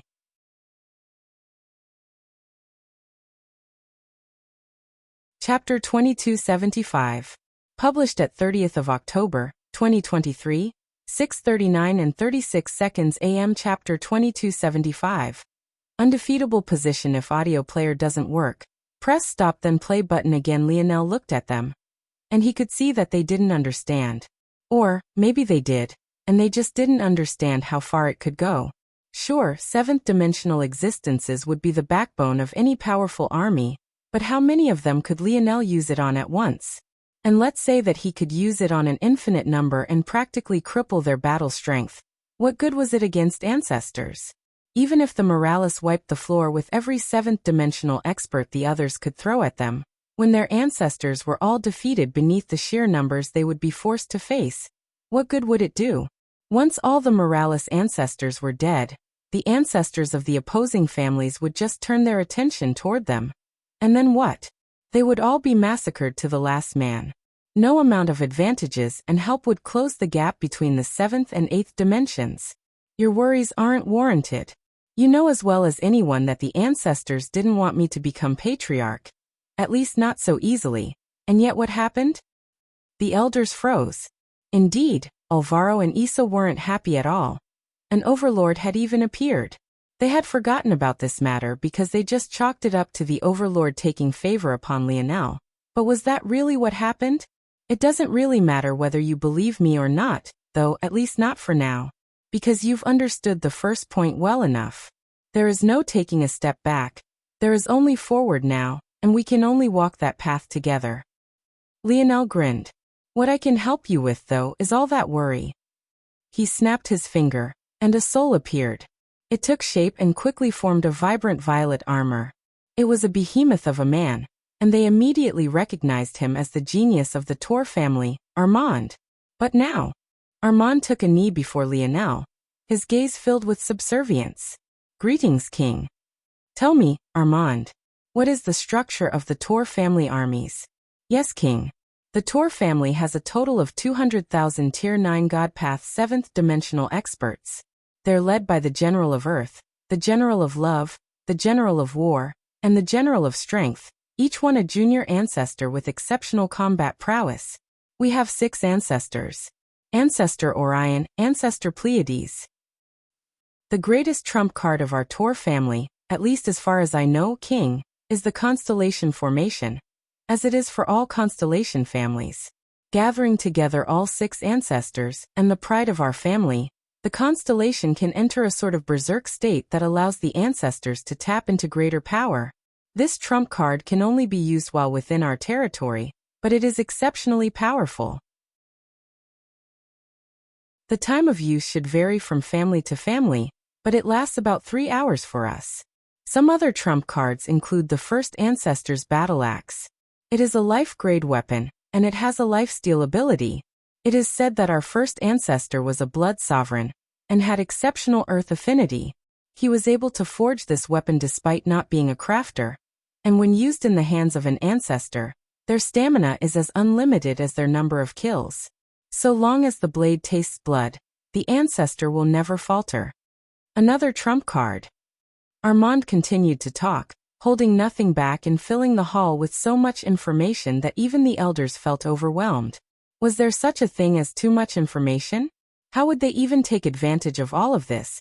But seeing Lionel's laughter, and remembering what he had done during the air wars, they felt a unique weight being lifted up and off their shoulders. Lionel didn't even wait for Armand to finish. This was all a farce. He had already documented and stored all this information, both physically and in his mind. The plans he had for each and every family were on a completely different level, but what was more amusing than this was what he would do first. With a thought, Lionel brought out a powerful, or that exuded a great amount of pressure. It was an 8th dimensional ore, one that had only been produced in Morales lands. And of course he had taken it without asking. But very soon, they would understand why. I think you should take a look at. With a smile he spoke. Breathe. Armand shuddered with excitement, and his soul was suddenly absorbed into the orb. This ore was known as Blood Diamond Oregon. It was one born in the depths of thick combat in blood, and it carried aspects of blood force and earth force, ironically an ore that was a perfect match for the first ancestor Tor's weapon. N-0 Velb in the ore boomed and expanded, and soon a fully armored, and more importantly, flesh-covered Armand appeared. This was the true use of breathe. With an adequate sacrifice, a soul he forced to arise would gain permanence beyond the 24-hour period. The more talented the soul, the more powerful it was, the higher the required sacrifice. This blood diamond ore was actually far more than what Armand needed, but Lionel could also use breathe as a proxy to strengthen his souls as well. When the process was complete, he could decide the new construction's level of autonomy. If he wanted its growth potential, he would have to give it more autonomy. If he wanted its immediate strength and complete loyalty far more, then he would restrict its autonomy. Though he could change these matters later, so long as he did it within a certain time frame. And of course, he had chosen to restrict Armand's autonomy. Lionel grinned. Return to your family. Yes, King. Armand rushed away without even glancing toward the Morales ancestors. Lionel beamed, raising up the silver tablet. I can resurrect people with this tablet and they'll be complete and whole. Or, I can resurrect people with a sacrifice and my strength, in which case they'll be completely under my control. I think you've all forgotten. I meant it when I said we are in an undefeatable position. No matter how many below ancestor-level brothers and sisters die, so long as they are a Morales, I can bring them back. The Morales elders were beyond shaken for the final time that day.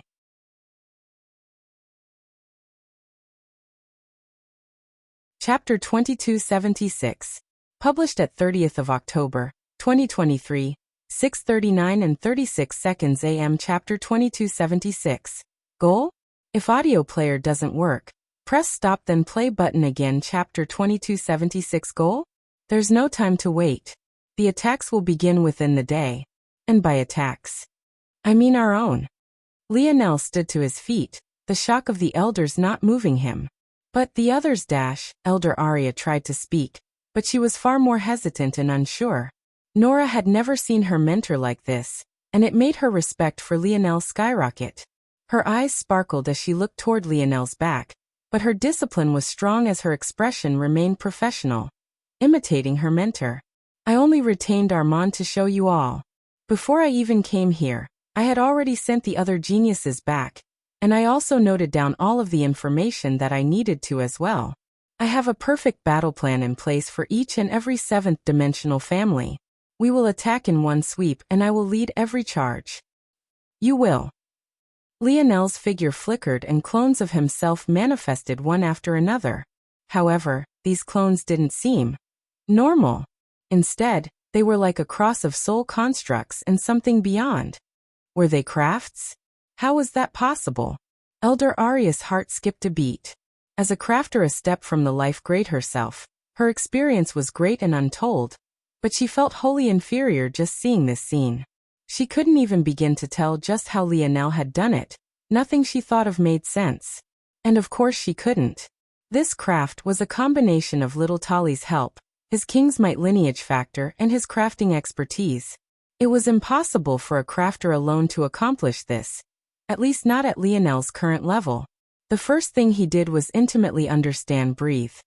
He couldn't do this without his enlightened self, but what also made it far easier was the help he received from his vital star force, raising it to a half-step from impetus state.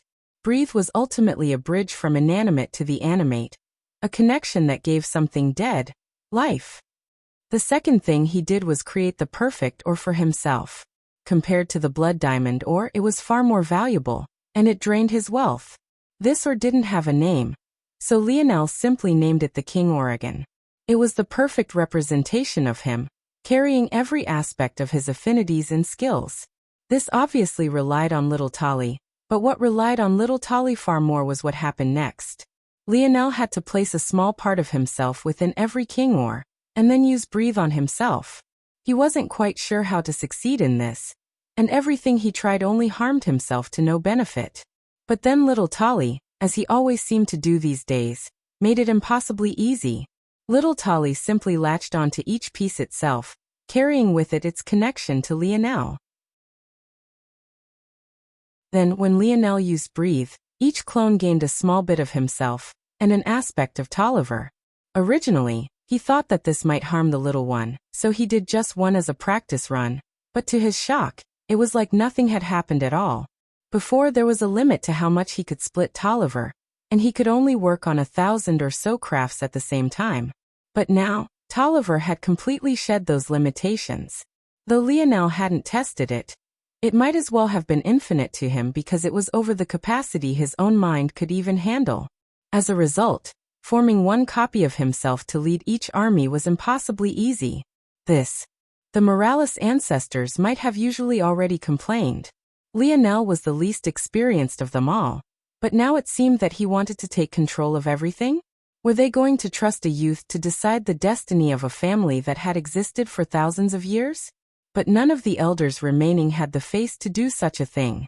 They remained silent and let the ancestors make the choice, their silence speaking for itself. It was then that a voice echoed. Littlest Nova will be the supreme commander of this war. Listen to his every order. The elders shuddered. They wouldn't normally recognize this voice, but they had learned who this man was just a day or so ago. The overlord of their family. Lionel had already walked out from the palace even as the voice sounded. It seemed that he had already expected as much and nothing about this matter could surprise him. The elders rushed after him, the first to appear being Elder Chris. Please command me, Patriarch. She spoke in a low shout. Build me 12 armies. Each must have a size of 10 million. Seventh-dimensional experts only. All 12 Lionels spoke in unison. Within each, there must be an organization of sets of 10, then 100, then 1,000. Do not organize beyond that. Elder Chris inwardly questioned this kind of order. If the organization stopped at 1,000 with an army of that size, it would be a mess. That would mean 10,000 independent minds trying to work on their own. There wouldn't be any forward momentum whatsoever. NOV-yell//B. And the other problem was that 10 million was too small a number for a war on this scale. The numbers should start at billions. What was a scale of millions going to do? There were billions of Morales who had awakened at least one lineage factor in the Nova generation alone, let alone the others. But her discipline caused her to not even attempt to question it. Split the Tier 9 7th-dimensional experts evenly, and do not add any junior ancestors. You all will anchor the home base. You have exactly 6 hours to accomplish this. Go. Elder Chris saluted and then vanished. Patriarch. What is our goal? Elder Arya tried to remain in line, but she wasn't raised in the military like Chris was. Her discipline was nowhere near the same. The goal. Within a week, the Constellation Alliance will be brought to their knees.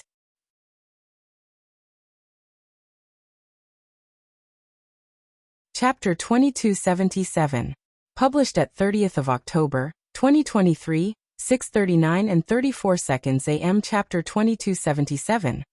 Falling Sky. If audio player doesn't work, press stop then play button again. Chapter 2277. Falling Sky. The location was the territory of the Constellation Bow Alliance, more accurately, that of the Terrius family. The Constellation Bow Alliance was one of the weaker organizations, at least compared to the Spirituals' Religion, the Void Palace, or Shield Cross Stars.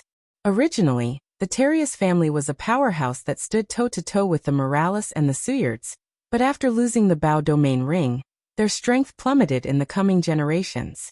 In order to stave off this downfall, they brought together their subordinate families, many of which were branches formed by Terrius family members that had married into other families, and formed a single alliance behind a single Bow constellation. The result of this was their influence remaining relatively the same, although far more spread out. It was a sacrifice that allowed them to maintain their power, but it was still a sacrifice. The Terrius family of today could no longer do as they pleased, and the loss of Nazag, the youth meant to carry them back to their true prosperity, had caused them to hit rock bottom. Until he suddenly came back. This should have been a joyous occasion, but the elders of the Terrius family didn't feel that way at all. In fact, they were very wary. The timeline matched up.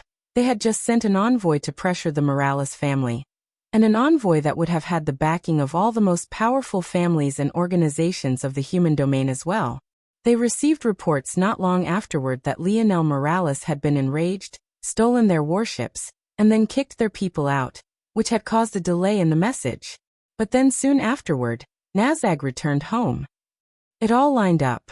According to the reports, Lionel had acted on his own, and the elders of the Morales didn't have a chance to stop him. It made sense for them to take this course of action as a peace offering to buy themselves more time. But these old men and women were very experienced, and they hadn't forgotten Lionel's abilities. Namely, they were worried about the Cloud race infiltrating their ranks. Exposing a Cloud race member when you were unaware of their existence was impossible. This was a technology of scope the human domain didn't have. However, when you had a suspicion, exposing a Cloud race member was incredibly easy.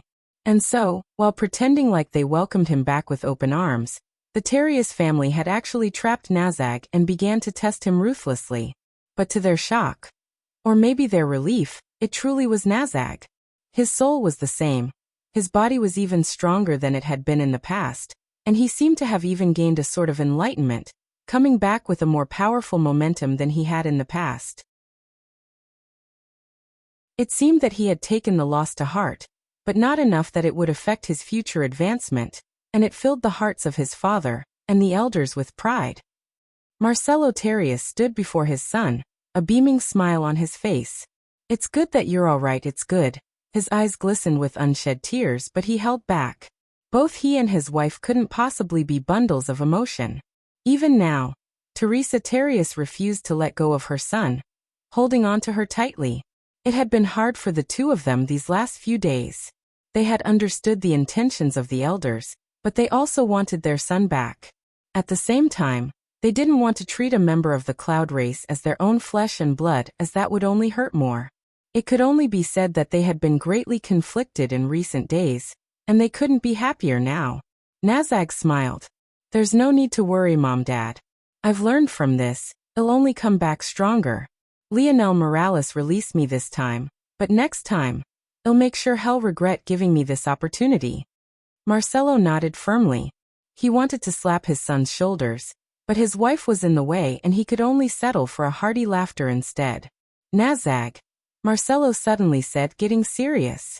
We'll be going to war soon. Although I don't want to put you in danger so soon after you've returned to us, there's no other choice. The Constellation families and much of the human domain have already decided to make a move on the Morales. We must be swift and surgical. You'll get your revenge very soon. Nazag nodded. When will we move out? Marcelo grinned with pride, seeing his son's eagerness. If Nazag had shown any hesitation, he would know that his previous bravado about learning from this loss had been nothing but a FAA sectionade. But now, he was certain his son had come back stronger. N/O/V/E/L-B/I, and the war preparations are already finished, however the date of attack hasn't quite been settled yet. We need a sudden and swift attack, one that deals the Morales a devastating blow.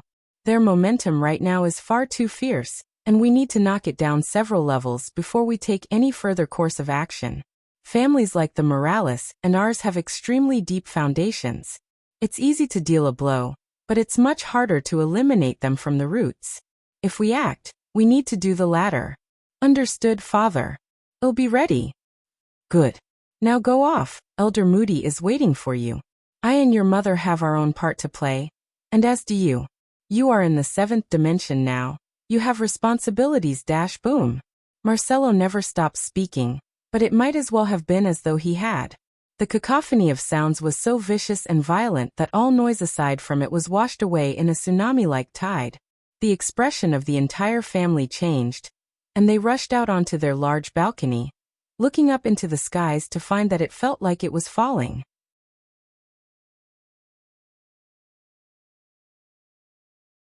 Chapter 2278.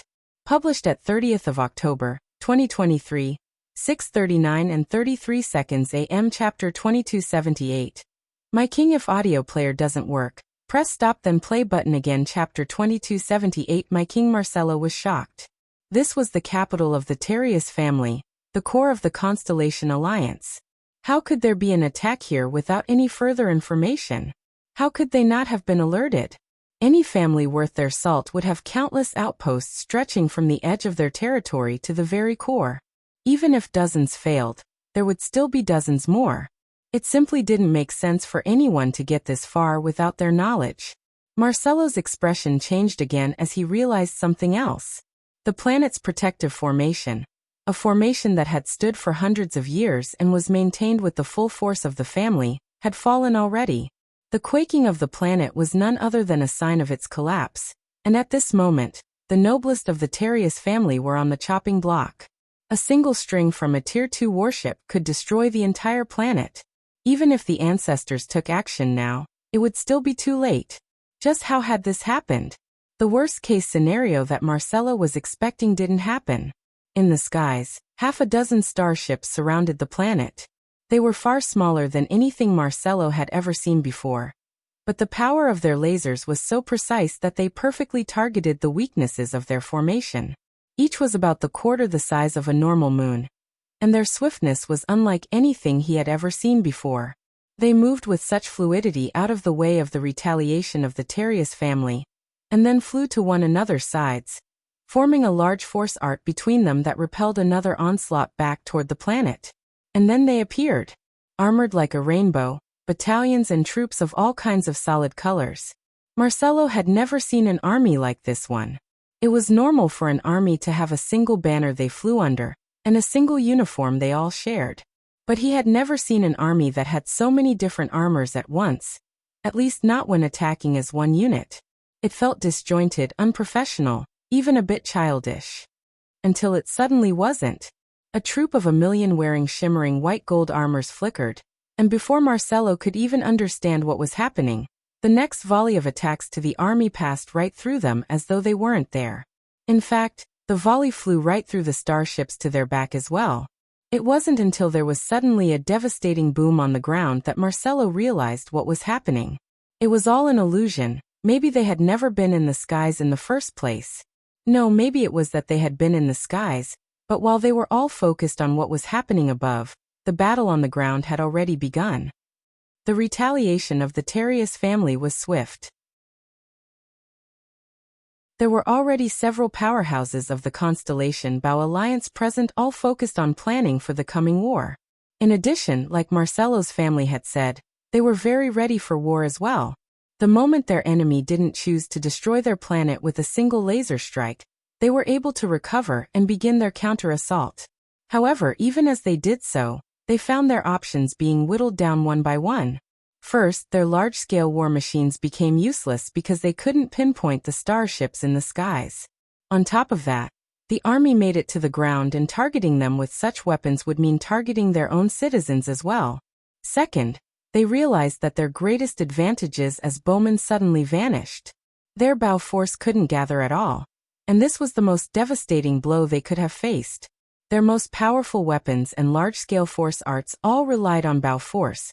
Without it, they couldn't even communicate with their constellation. And that was when it settled in. Where had they seen this ability before? The Morales are attacking. A young man far too big and burly to be an archer roared into the Hall of Elders. The elders looked toward this messenger, their gazes dark. They already knew this. They had figured it out the moment their bow force stopped working. There was only one person that they had ever seen do this. And they had already decided on a course of action. They would send an ancestor to kill Lionel, no matter what the cost. And they did exactly that. Unfortunately, the moment this ancestor appeared, they were cut down by the starship. They sent a group afterward, but they were cut down by the starships as well. By the time the regular populace and the leaders of their armies realized that the Morales were the ones attacking, the Constellation Bao Alliance had already lost 4 of their ancestors.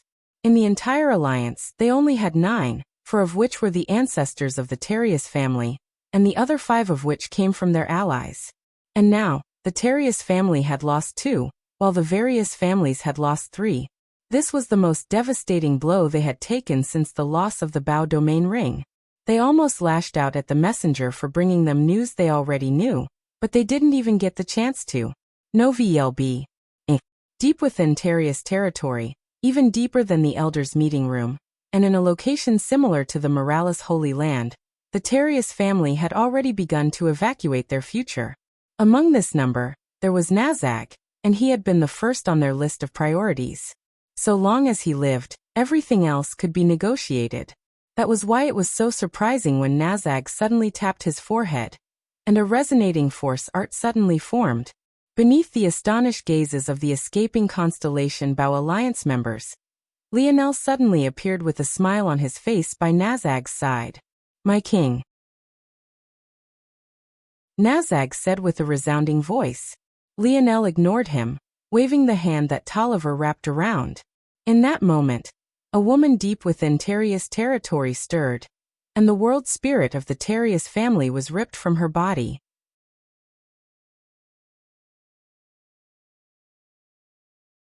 Chapter 2279.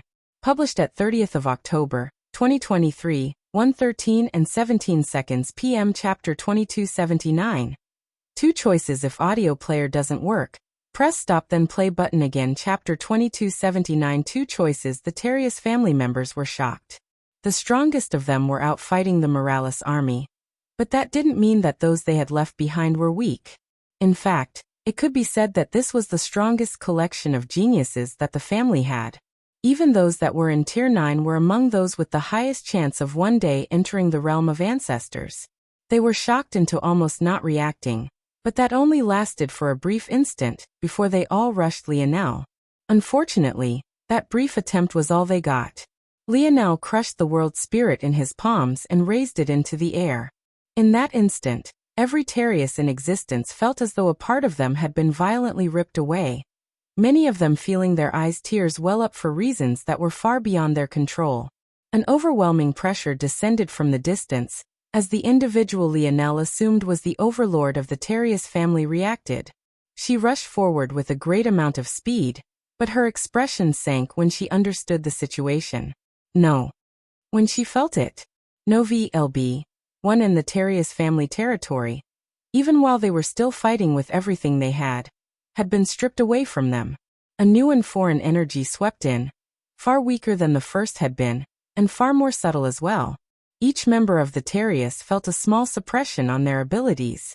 It was minor, but it remained uncomfortable, almost as though a thin and moist paper towel was placed before their nose and mouth, making breathing just a bit more difficult. Overlord Terius saw red. She didn't know how this had happened, or how an outsider had so easily entered their territory, but a scarlet-red bow that looked as though it had been carved of rubies took shape in her hands. Even as her wrinkles deepened, her fury rose up, flames sparking in her eyes as she unleashed a roar. She hadn't spoken in several years. She didn't have to. Her only duty to the family was to cycle her energy, protect the world spirit, and remain alive for the event that they were placed in an existential crisis. And now, she had already failed in one of these tasks. Her arrow released in an instant, appearing before Lionel's forehead as though it had teleported there. She didn't hold back in the slightest, not even minding the life and death of their family's future. If there was no world spirit, there would be no future to be had in the first place. However, under her astonished gaze, the arrow, even wreathed in flames, vanished. No, it didn't vanish, it crumbled like a moist cake, then it quickly dried out and drifted into the air like fluttering ash. Lionel turned a gaze toward Overlord Terius, his expression indifferent. The Overlord had seen this young man before. As an Overlord, her and her many companions across the human domain never cared to pay attention to other air wars. Except for this one. They knew the face of this young man well, but never did she think she would come face to face with him so very soon. Soon, all of the former strength of the Terius family will vanish. At that time, you'll have a choice to make. It's either you'll subordinate yourselves to those four powers, or to me. I can tell you that the smart choice is the latter one, but I have a feeling that you're all going to make a decision out of emotion. All I can say to that is that I don't give second chances.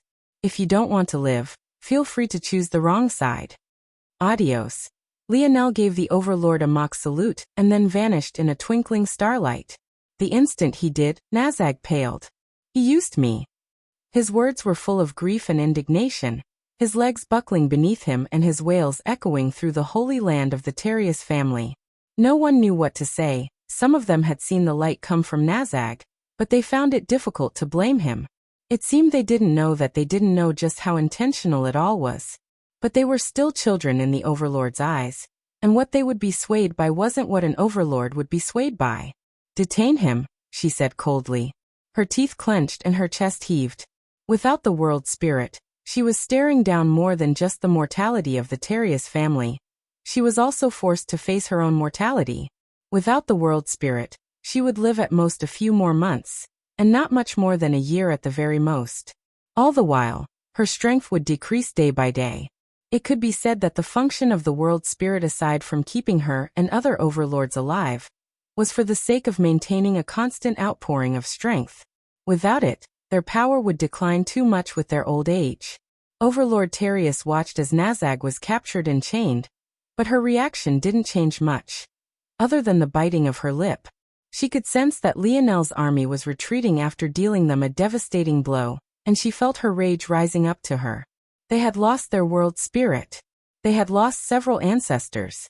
Their future seemed to remain intact, but what good were they without a strong backbone to begin with? The worst part was that she didn't know whether this was all that was happening either. It made sense for Lionel to attack them first. After all, he had a decided advantage against them.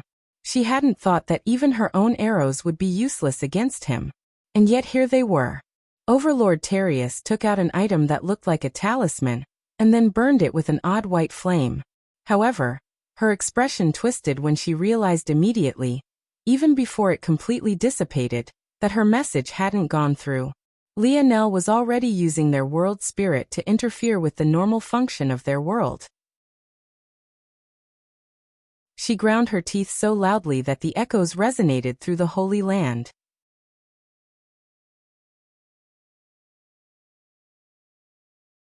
Chapter 2280. Published at 30th of October, 2023, 1:13 and 16 seconds p.m. Chapter 2280. Couldn't believe if audio player doesn't work. Press stop then play button again. Chapter 2280. Couldn't believe Overlord Terius took a breath and calmed herself. She refused to allow herself to remain flustered over a child. After a moment, she summoned the remaining 2 ancestors of the Terius family, and the remaining 2 from their subordinate families. The fact that the Terius family still had an overlord remaining was actually a secret from their subordinates, but now wasn't the time to still retain a trump card. The appearance of Overlord Terius immediately settled the growing fissures between the Terius families and their branch families. However, it also made them realize just how bad the situation was if the death of 5 ancestors wasn't enough. Once they appeared, Overlord Terius began to speak immediately, taking control of the situation. My ability to communicate with the other families has been closed off, and I assume that their ability to contact us has been likewise cut off. I also cannot leave for fear that another attack might be launched, and the Alliance needs a stabilizing force right now. I will lay out the situation as plainly as possible. We have lost our world spirit. Nazag was used as a gateway to enter our holy land and locate it, while some method unknown to me was used to capture it. It's safe to say that within a certain range, the Morales family has the ability to steal any and all world spirits. I did not even have the chance to resist, let alone speak of resisting. With the current situation, our constellation will gradually weaken until our connection with it is lost entirely. Our lineage factor will follow it in weakening. As that happens, the hold that the Morales have on our territory will strengthen until this region is no different from any one of their other territories. Within a few years, this location will become an 8th-dimensional world as well, but this boon will have nothing to do with us as we will be beneath the thumb of the Morales. As things stand, there are only 2 options before us. The first is to kneel to the Morales. The second is to kneel to the Suyard family and the spirituals' religion. A family without a world spirit has no right to raise their heads high, and I only have a limited time left to effect change and help position us well for the future. When Overlord Terius finished speaking, there was nothing but somberness and frailty in the air. The 4 ancestors seemed to sink into their positions, realizing that they were almost helpless to do anything. Novi/Albion. This very same conversation occurred all around the human domain. These families found themselves stretched thin, their world spirits snatched. Some were in an even worse position than others, not having even a single overlord to rely on, and their speaking power being even weaker as a result. The Cancer family, the Ram family, the Virgo family, the Pisk family, the Cornus family. Of these, only the Ram family surprisingly had an overlord, a secret they had tightly held to themselves all the while, but in the end, it did them little better than the chance to jockey for position in the future. Some families were in more complicated straits, though finding themselves torn in 2 directions for more than just benefits, but rather emotion as well. One of which being the Aquarius family. Vega Aquarius sat in her family's hall, her mind quite blank. Unlike the other families, there was no traitor among the Aquarius, but that had only made their fate all the more devastating. Lionel's armies didn't pull back, instead they were led by the true Lionel. He bulldozed through their ranks with sheer force, and a great number of starships descended onto their planet. Lionel hadn't given the week-long timeline for most families. The families like the Terius had fallen in just a few hours. In fact, 10 of the 12 constellation families had fallen within a few hours, without even the chance to retaliate. The Gemini, the Leo, the Libra, the Taur, the Cornus, the Cancer, the Ram, the Virgo, and the Pisk families had all fallen. Ironically, it was due to her connection with First Nova that Vega's family had ended up among the worst. Well, relatively speaking, many more of their 7th-dimensional experts had died, but their ancestors were intact. Of course, That was relative as well. Their ancestors were all bedridden. Each one so heavily injured that this meeting could only be led by Vega's great-grandmother, and the only overlord of the Quarius family. The Quarius, the Gamine, the Libra, the Tor, the Tarius, and the Ram families, the six that all had overlords among their ranks. In these past few weeks, Vega had gotten into a habit of blankly staring out into space. After Velasco had died, she had been called back to her family. Truthfully, she hadn't thought much of it.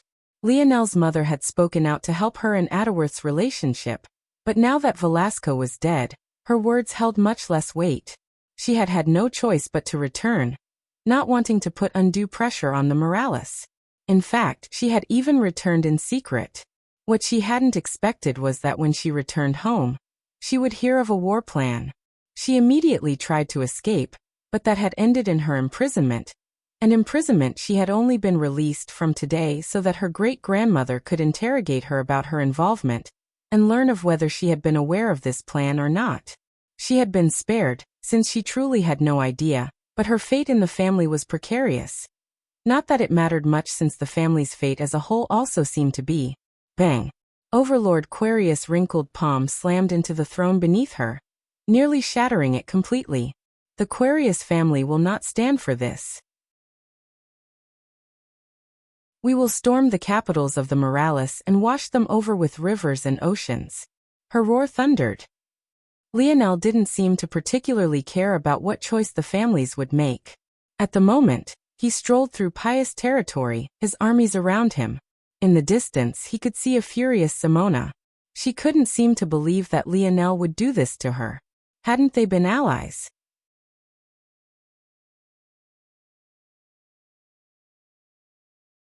Chapter 2281. Published at 30th of October, 2023, 1:13 and 15 seconds p.m. Chapter 2281. An ally of mine. If audio player doesn't work, press stop then play button again. Chapter 2281. An ally of mine. Leonel pretended as though he didn't see Simona's furious glare. His senses were focused on the battle around him, sharply directing the movements of his troops. He didn't have the time to baby the emotions of a young woman he hardly knew. The amount that he hoped to gain from returning her puppy beast to her had already been fulfilled. The rest would be decided on very different factors. It was almost without suspense at all. His battle plan for the Pius family had been the most robust, containing contingencies for Simona's paternal family, but it seemed that he had thought too much. They weren't actually taking action at all. And he strolled right up to the gates of the Pius family's palace. At that moment, Simona stepped out from the palace, her mother following to her side, and a large number of Pius ancestors appearing with them. High in the skies, the starships rumbled, but Leonel didn't control them to fire. With his dream domain still deployed, Leonel scanned every inch of the planet, not paying attention to the mother-daughter duo immediately. He seemed to be quite calm, and it didn't seem like he was fighting a bloody war at all. The warriors of the Morales were already valiant, but without the fear of death looming over their heads, they seemed to become like monsters in human skin. Their spears sung, and the eagerness in their eyes was palpable. This was the last battle Leonel was fighting. He had actually left it for last along with the Quarius family, splitting 6 of the 12 armies he had had Elder Chris build toward each one of those families. So these men and women had already experienced what it meant to fight with Leonel as their general. They had tasted the ease of victory, the thrill of fighting without the worry of death. It was exhilarating. The ancestors thought that their appearance would dampen the spirits of the army they were facing considerably, but what they found instead was a pair of 60 million burning eyes, each one looking as though they would tear even them apart had Leonel not given the command yet. It was shocking. They knew that the Morales would have high morale, but how could it possibly be this high? Their plan was always to dampen it, but it seemed that the Morales had acted far swifter than they had expected. And it all seemed to be due to this young man they had watched systematically dismantle their young geniuses one by one. Leonel. Simona finally roared, unable to take the silence any longer. Her violet puppy had grown and barked with a raging moment, but it was still far too small to be intimidating. Even so, sensing Simona's fury, it too lashed out. Leonel finally looked up as though he had finally begun focusing on the situation. "HM. Oh, hello Simona, how've you been?" Simona had always been a beauty with an ice-cold disposition, but when she heard these words, she nearly exploded. She grit her teeth hard as her puppy growled. Simona's mother raised a hand, calling for her daughter to take a breath. This was no longer Leonel Morales, and her daughter didn't seem to have noticed this yet. Patriarch Morales, this action of the Morales is indeed a bit inappropriate. The Pius family never has any intentions of taking action along with the other families. If you continue to press, we'll have no choice but to retaliate in full force. Oh! The Morales army roared, slamming the butts of their spears into the ground. Their cries resonated and echoed, drowning out the threat in Matriarch Pius' words as though she had never spoken at all. Zero Velbin Leonel raised a hand, and the roar came to an abrupt stop like a taut string cut cleanly right at its most tense point. The matriarch's pupils constricted, but she said nothing, waiting for Leonel's response. If you don't want me to attack, it's quite simple, don't you think? Leonel asked with a smile. Hand over your world spirit, and subordinate yourselves to the Morales, and you won't have to fight any battles today. Simona's temper threatened to flare again, but her mother continued to speak calmly. Is it a tactic of the Morales to try and humiliate their enemies? That's unbecoming of a warrior. Humiliate. Leonel blinked in confusion. I was only telling you what you could do to avoid battle. Matriarch Pius fell into silence for a long while before she spoke again. I see now how the Morales treat their allies. Why would I place my family's fate in your hands? Prepare for battle. This time it was Leonel who laughed, and uproariously at that. So you want to use this line of reasoning? In that case, I will make something as clear as possible. Your daughter has never been my ally. She lost that right the moment she chose her life and death over being so. Don't think I forgot that Simona Pius escaped the air wars the moment the Omen family's starship appeared. You speak of the fate of your family as my ally, but why should I care for allies who vanish the moment the situation shows signs of going poorly? Simona's expression turned a blazing shade of red as her rage boiled over. Was she supposed to risk her life against a ship that could take an ancestor's life in an instant for a mere air war? But truth be told, I don't care about this matter. Leonel's smile grew brighter. The air wars was a child's game to me. I never took it seriously, and none of your so-called geniuses ever stood a chance against me because even most of your ancestors wouldn't. The real reason I choose to treat you as enemies and not as allies is because I don't have a fetish for being stabbed in the back. If today I left here, your Pius family would wait on the sidelines, biding your time. You would face some pressure here and there as both sides tried to force you to choose a side, but you would ultimately resist. And then, when the time came, your true leader, the Godlen family - Matriarch Pius' eyes widened, would take action at the most opportune moment, and I'd be caught with my pants around my ankles, now wouldn't I? Leonel grinned. So, how about we skip all of that? And I crush you now? Matriarch Pius took a haggard breath, her calm mask slipping somewhat. I think that you've misunderstood something here. You aren't as clever as you think you are. Oh, is that so? Leonel's smile faded, and the air solidified. The Morales began to slam their spears butts onto the ground once more, the roar of their spear force spiraling into the air. High in the skies, the constellation of the Pius family seemed to flicker in and out of existence, a pressure weakening it considerably. Then, let me not mince my words so that we won't have any more misunderstandings, Leonel said lightly. No family, no organization, no powerhouse that sat by and watched as the human domain was attacked, and did nothing but sit on their hands, will be considered an ally of mine. Leonel's voice rumbled. Attack.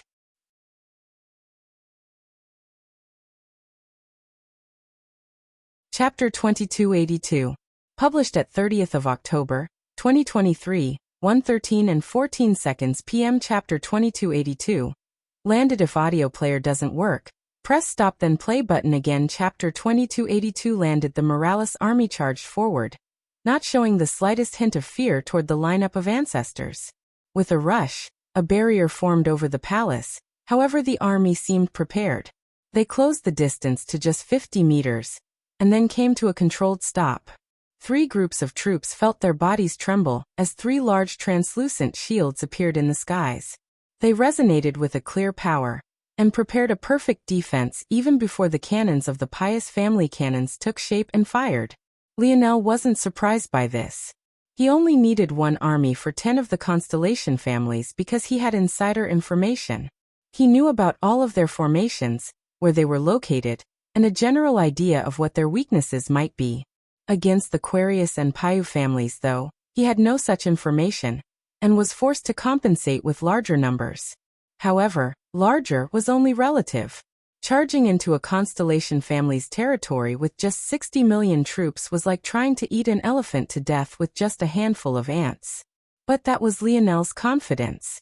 The formation had only appeared for an instant, and the shields of the army had only been bombarded a single time, but Lionel's gaze had already flickered.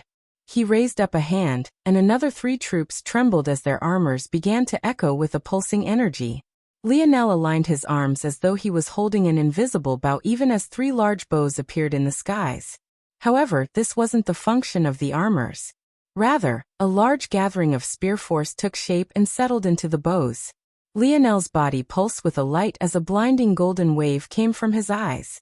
The 3 weak points shone to him like the stars in the sky, his heart thrumming with life and power as he released his fingers through the air. Shoo! 3 spears streaked across the skies too fast to stop. At first, the ancestors of the pious family thought it to be a worthless endeavor to even try. That was what their formations were here for. They would crush Lionel from here.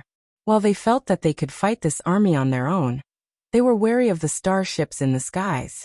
They could sense the danger locking onto them with every step. At the same time, the armies that Lionel was sliced through like butter were recovering. Soon, Lionel would find himself pincered from the front and back, and by then, victory would only be a matter of time. However, NO/V-/EL, B, I, and crack. The first spear landed and the formation cracked. The second spear landed and it shattered. The third spear landed and the foundation of the palace was crushed, the quaking of the very core of the pious family territory being disrupted. There Lionel thought calmly. The most difficult part about any of these incursions was finding the Holy Land. These were regions that seemed to be hidden away in a slice of space, and they were even capable of hiding from Lionel. However, there was a method he had found with some ease. Any formation built into the palace would also be among the strongest that the family could create. In order to do so, the process of building the formation would have to be incorporated into the building plans of the palace itself. By the same token, the Holy Land was most likely hidden in this region as well, stored in the absolute safest place, the core of the family. When one was disrupted, flaws would appear in them all for an instant, flaws that couldn't escape Lionel's senses at all. And when he found that flaw, he would take action. Lionel took a step forward, a squadron of 10 following him close in lockstep. Their movements were in sync, their faces and bodies hidden beneath dark black armor. With a single intention, their force pooled together and began to swirl around Lionel like a whirlpool of water. Lionel grasped at the air, and his black rod appeared in his hands. He took another step and vanished from the center of the army along with his squadron of 10. He appeared in the midst of the ancestors to their shock, his spear sweeping out. A feeling of danger touched their hearts and a cold breeze sliced across their necks. They rushed backward, their hands subconsciously reaching up to their throats. Lionel used the opening to step into the palace and smashed his foot down once. The whirlpool of force around him roared and covered his leg in a tornado of energy. That single slam caused cracks to spread out in all directions, a sinkhole appearing right at the core of the most prestigious location of the pious family home. A sinkhole right to their Holy Land. Matriarch Pious' eyes widened. She had retreated with her daughter the instant the battle began, the both of them still being in the 7th dimension and unable to make any large changes. But that didn't stop her from calling out. Stop. It was too late. Lionel reached out with a hand and a violent suction force formed from the arm little Tali coated. With a rush, the world spirit of the Pious family was crushed in his palm. The Morales roared as the Pious felt a pressure on their bodies that could only come from suppression. It was clear that victory was theirs, but Lionel was focused on the hole below. It practically looked like it led to another world. and from within it, he could feel an overwhelming strength heading right for him. Lionel leapt backward, his squadron moving in unison with him. As he did so, he just barely managed to dodge out of the way of a coming strike so powerful that it tore apart the world. Space tried to stitch itself back together, but it took a great deal of effort. An old man with a grizzled beard that reached down to his belly button appeared in its place, robes of purple and green hanging loosely from his shoulders and revealing the equally grayed hairs on his chest. His eyes flashed and they landed on Lionel.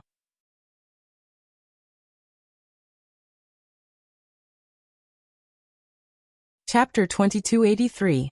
Published at 1st of November, 2023, 1:18 and 53 seconds p.m. Chapter 2283.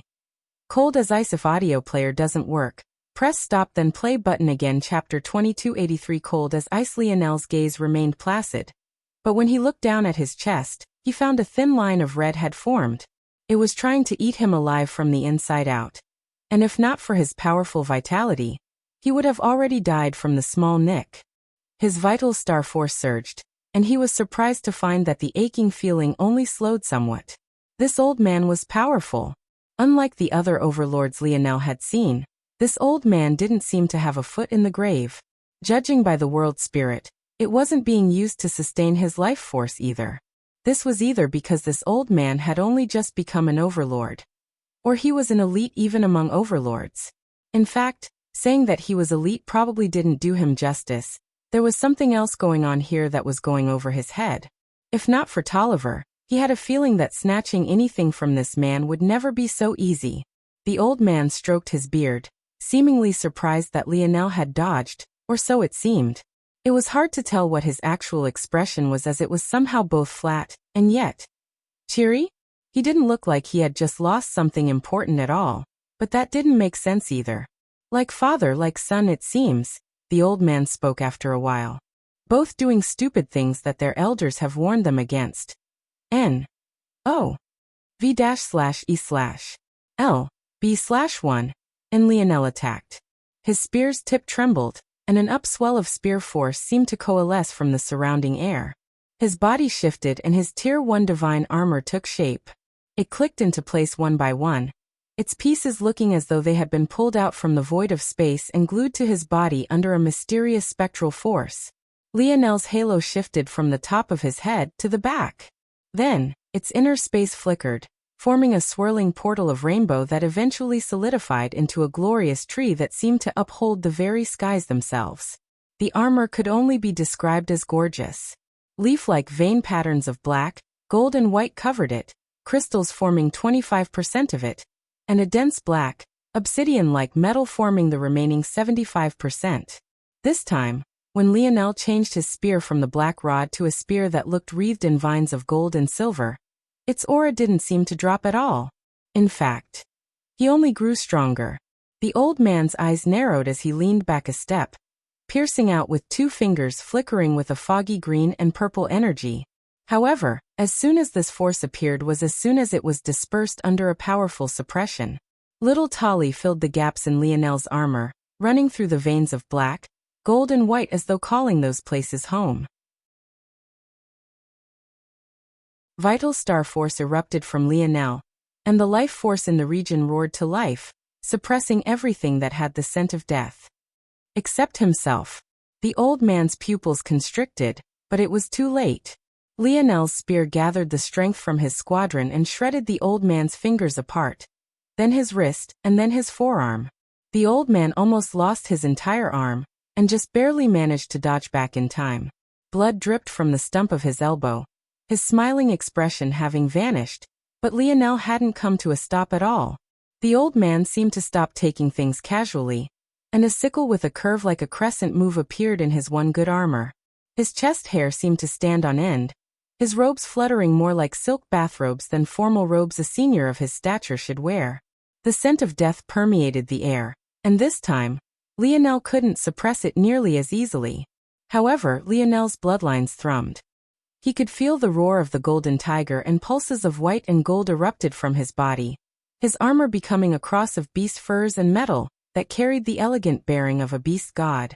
The old man had never seen an armor morph so much and so fluidly. He had seen Lionel's life-grade armor before, but it had never been on this level, and the suppression of this strength. Little Tali pulsed and Lionel seemed to grow an entire foot, his armor following with him. The halo to the back of his head followed suit, and the tree upholding the skies grew more prominent as Lionel's 10 stars appeared to his back. Darkness descended and light bolstered, playing off of one another. They supplemented and played like the moon and sun sharing the same sky. If everything was bright, then nothing was bright. If everything was dark, nothing was dark. Together they cared for another, forming the shadows and the light. That was the natural light realm. Lionel's Void Star Force and Scarlet Star Force spun around one another, his star fusion entering combustion in a single bound as his energy erupted to another level.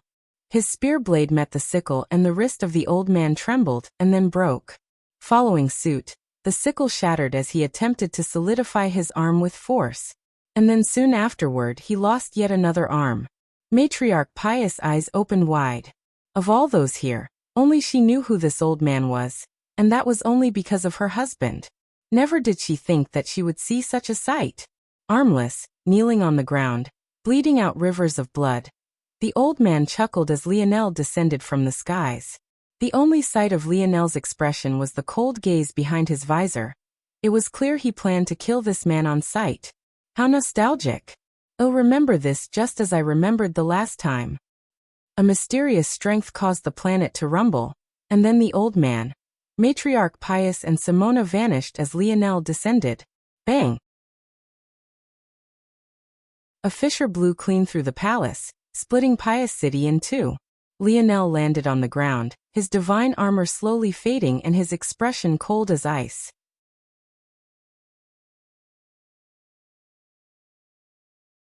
Chapter 2284. Published at 1st of November, 2023, 1:18 and 51 seconds p.m. Chapter 2284. Lionel Morales. If audio player doesn't work, press stop then play button again. Chapter 2284. Lionel Morales. Lionel looked toward the pious ancestor indifferently, but they were just as confused as everyone else was. His gaze changed focus and he looked down toward the holy land of the pious family, but he knew that it was a waste of his time.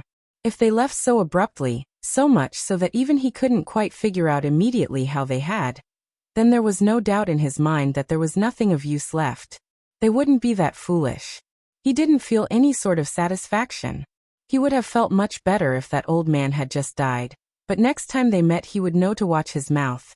Not that it would matter much, next time they met, he'd have the man's head on a pike. Just because he had controlled his rage, didn't mean that it wasn't still there. That man's words were clearly meant to taunt, and taunting an enraged Lionel was the last thing a person should do. As for who that old man was, it was impossible to tell with the information he had. Even his talks about the Godlen family stabbing him in the back was nothing more than posturing. He had no idea what the Godlen family was, or what their plans were. He was only just well aware that they were far more powerful than they let on. He was far too sharp to be fooled by their acting, or what they thought was acting.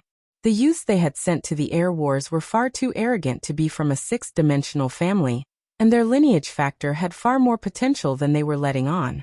This and the fact that Simona had abandoned Aina and his brothers in their time of greatest need was enough for him to act against the pious family. He wouldn't blame her for her actions, at least not to the point of punishing her for them, but he also wouldn't continue to treat her like some great ally. Wasn't that a joke? What had the pious family done for him in the air wars? If a percentage were to be given, it wouldn't even be one. Lionel slowly walked from the palace, his squadron following him. Then he raised his spear. The Morales army roared with victory and the pious constellation seemed to almost flicker entirely out of existence. It would take some time before all 12 territories were truly Morales. But every day that passed, every second even, and along with every new territory they conquered, the more furious that momentum became. Soon, the entirety would be their territory and no one in the human domain would be able to stop them. Bang!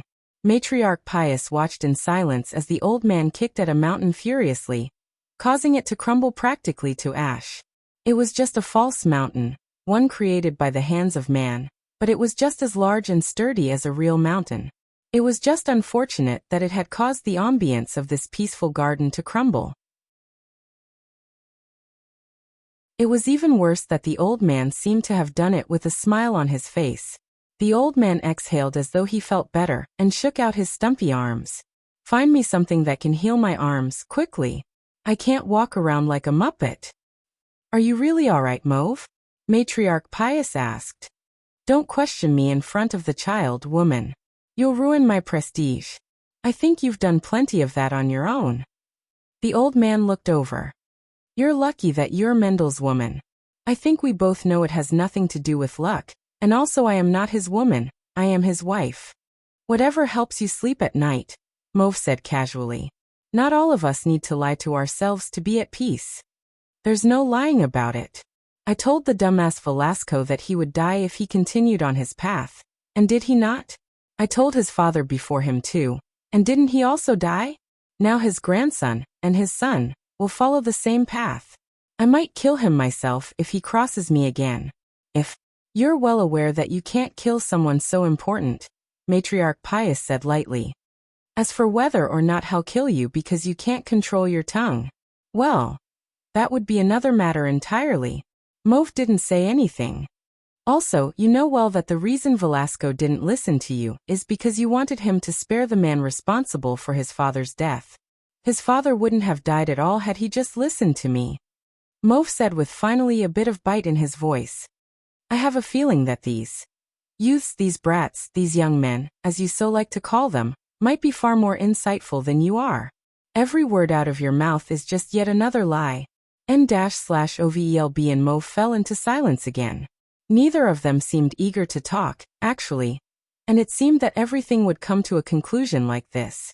But then, Mauve actually parted his lips once more. The human race needs some who are willing to make a sacrifice. It can't be the weak, it has to be a sacrifice from the strong, and not just the strong, but the strongest of the strong.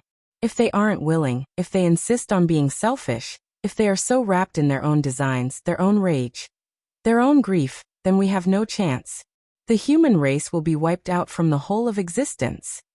Matriarch Pius didn't respond.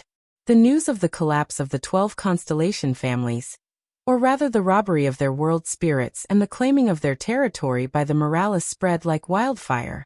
Though this wasn't until weeks later, when messengers finally managed to get free of Lionel's suppressions, but by then, Lionel had already prepared the Morales for the next wave. In a certain HQ though, a familiar cross-elder Avon received the news. He sat in silence for a long time before he suddenly exploded to his feet.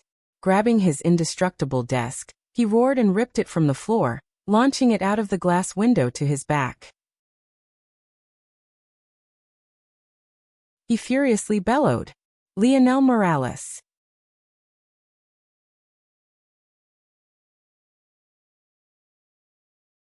Chapter 2285. Published at 1st of November, 2023, 1:18 and 50 seconds p.m. Chapter 2285. Cross Elders. If audio player doesn't work, press stop then play button again. Chapter 2285. Cross Elders. Cross Elder Avon was absolutely furious. He remembered when he first met Lionel. He could have crushed that little shit immediately. Daring to steal the property of Shield Cross Stars, and such an important property at that, was unforgivable. To make matters worse, he had actually been a fugitive for so long. He deserved nothing but death. What others didn't know was that Shield Cross Stars had been targeting Lionel ever since he exited the Camelot Zone. The failure to claim that zone for them was an unacceptable loss, and it was felt that the best way to gain the benefits they wanted was through Lionel. Unfortunately, there was only so much that they could do while maintaining the same level of caution. He had wanted to throw it to the winds, but he wasn't the only one making decisions. There were several other Cross Elders, each with their own factions and their own thoughts on the matter. And now look what happened. He had wanted to launch a full assault on Earth the instant Emperor Fox had thrown him out of their territory, but he had gotten word from above that it was unsafe. He had wanted to strike to kill during the air wars, but he once again received word that it was ill-advised. He wanted to send a lone ancestor to ensure that Lionel would die during the human domain invasion. And yet he was once again rebuffed. And now what? He was standing here, More than half of the most powerful forces of the human domain effectively crippled and fallen under the power of the Morales, who were already gathering far too much power. And it was already far too late to take any sort of easy, but drastic action. Lionel had somehow already gained the ability to protect himself from ancestors. Even setting aside his armies, there were those modified starships, and even setting aside those modified starships, there were still the reports that over a dozen ancestors had died in battle. And yet there was no use that Lionel had made use of them yet. The sight of Lionel resurrecting ancestors of the foreign races, and then slaughtering over 50 ancestors under his own power, was something that was burned into Cross-Elder Avon's psyche. Now Lionel had even more ancestors than he had had back then. And they were a trump card in his back pocket that he could use at any time. This news was as bad as it could be, or so it seemed, because what came afterward was even worse than that. This news was delayed, by several weeks at that. Lionel had immediately used the conquering of the world spirits to restrict information moving in and out of the 12 territories. Although he wouldn't be able to use the full strength of those territories anytime soon, this required almost no strain at all. If information wanted to get out, it had no choice but to move through more normal channels. And how long would that take? How vast was the human domain? How many families were there? How many would fear what it would mean to betray Lionel by leaking this information? And these families who were cut off from the outside world as well. How could they know that they weren't the only ones to suffer at Lionel's hands? For all they knew, they were the only ones to suffer, and sending this news out would do nothing more than expose the fact that they had lost their world spirits, making them vulnerable as a whole. Ironically, then, those families actually helped Lionel keep a lid on his escapades for fear of what it would do to them until they confirmed that other families had suffered the same fate. No, not just until this, but until they understood that enough had suffered the same fate that it wouldn't be easy to target them all at once. It was only then that they allowed the information to flow smoothly, and it finally reached the ears of Shield Cross Stars. And that was precisely what set Cross-Elder Avon off. N-/OVLB in each one of these territories had Shield Cross Stars branches within, but these powerful families didn't trust those branches as far as their youth could throw them. They were restricted to the outskirts, and Lionel had passed right through most of them without even attacking. However, the same wasn't true on the way back. Lionel left most of the outskirts of these territories unscathed. He used the expertise of the geniuses he had snatched to learn of the structure of their outposts and make it past them without any warning at all. And then he directly attacked their capital cities without any warning. But he didn't do the same for Shield Cross Stars. It was like he was provoking them, like he was spitting in their faces. He unceremoniously slaughtered them all, or so Cross-Elder Avon's thought. All he knew was that aside from strips of blood and flesh, their branches were deserted of people, strangled and practically wiped from existence. He didn't respect them at all.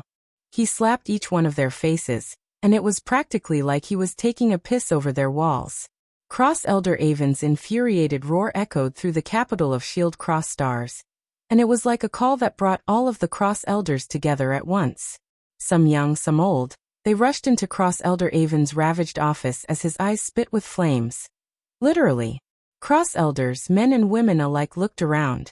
Some sneered, some were somber, some found the situation amusing, and some were serious. It was clear by this meeting that the numbers given to the public for the number of Cross-Elders was nothing more than a lie. In this room alone, more than 36 had gathered, many of whom not a single soul in the human domain would recognize. Do you see what you've all done? Do you see what you all have allowed? Cross-Elder Avon barked, the temperature in the surroundings skyrocketing.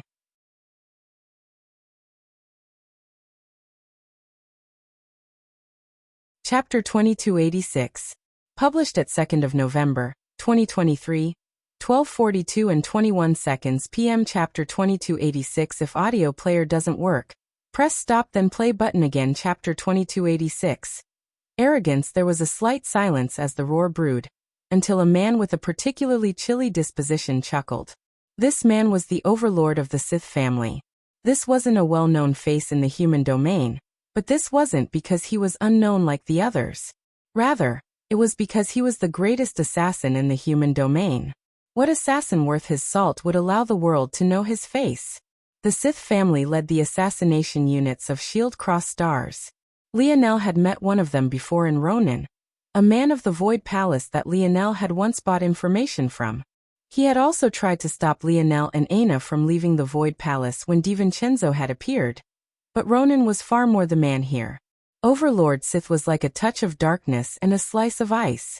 His clothing was a dense black, his skin a pale white, his hair was even darker than his robes, and his eyes were a piercing ice blue. Those that knew him realized that although his eyes could be said to be the only beautiful part of him, he absolutely hated them. They made his ability to be stealthy even more difficult than the whites of his eyes.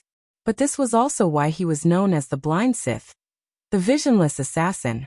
The number of deaths he had on his tally was enormous, and they included even experts of the other domains. Laugh again, Sith, and I'll slice out that tongue. Please do. Overlord Sith said with another laugh. It would be my pleasure to become a sightless and soundless assassin. I wonder if I would reach the true pinnacle of my path once I have done so. Many felt a shudder down their spines when he said this, but Avin only grew more infuriated and truly seemed as though he was about to attack. He had two others here who were the only ones that didn't fear this man. But whether it was by ability or by ignorance, it was hard to tell. The other two were Overlord Vega and Overlord Lela, both women, both middle-aged and both beautiful, the latter with radiant blue hair much like a certain Vega, sharing more than just a similar name, and the other had shimmering black. There were 4 factions of Shield Cross Stars.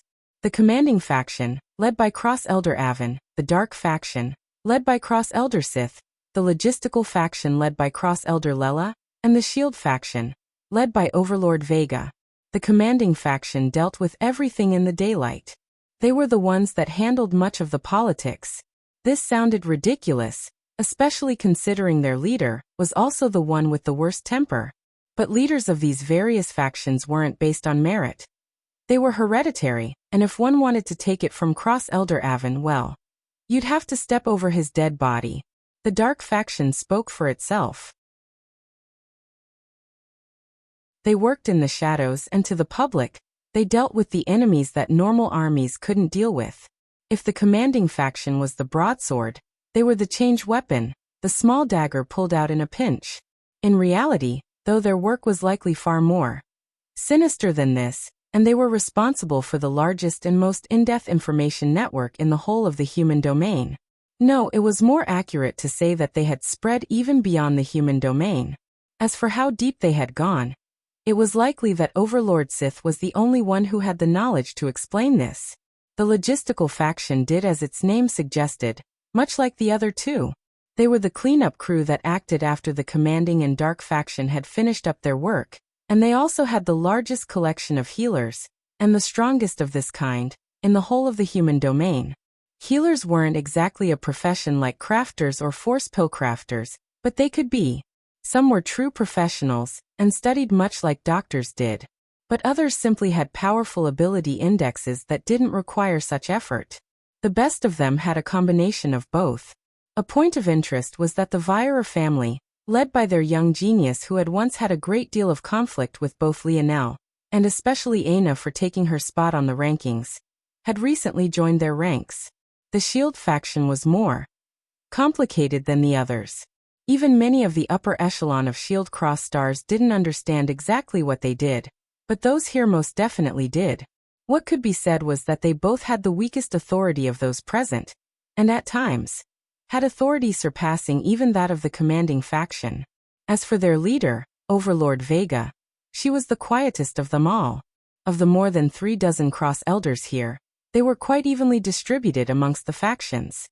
Except for the Shield faction, which both had the largest variety, and the largest number of them. That's enough. Overlord Lela said lightly. I still stand by our earlier decisions. The child also hasn't done anything significant, and definitely nothing that relies on himself solely. The main power behind everything is the Morales family. And so long as they are dealt with, the child is still not a problem. Your demeanor is unbecoming of the head of the commanding faction.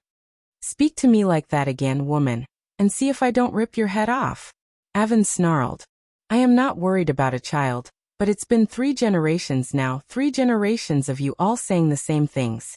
The second was already far better than the first and cost us countless losses, and now the third feels even more powerful than the second was. On top of the fact all monitoring attempts on the once unproblematic uncle has now failed as well. Do you still think that we have control? Your arrogance will be your death. Avon spoke in a low roar.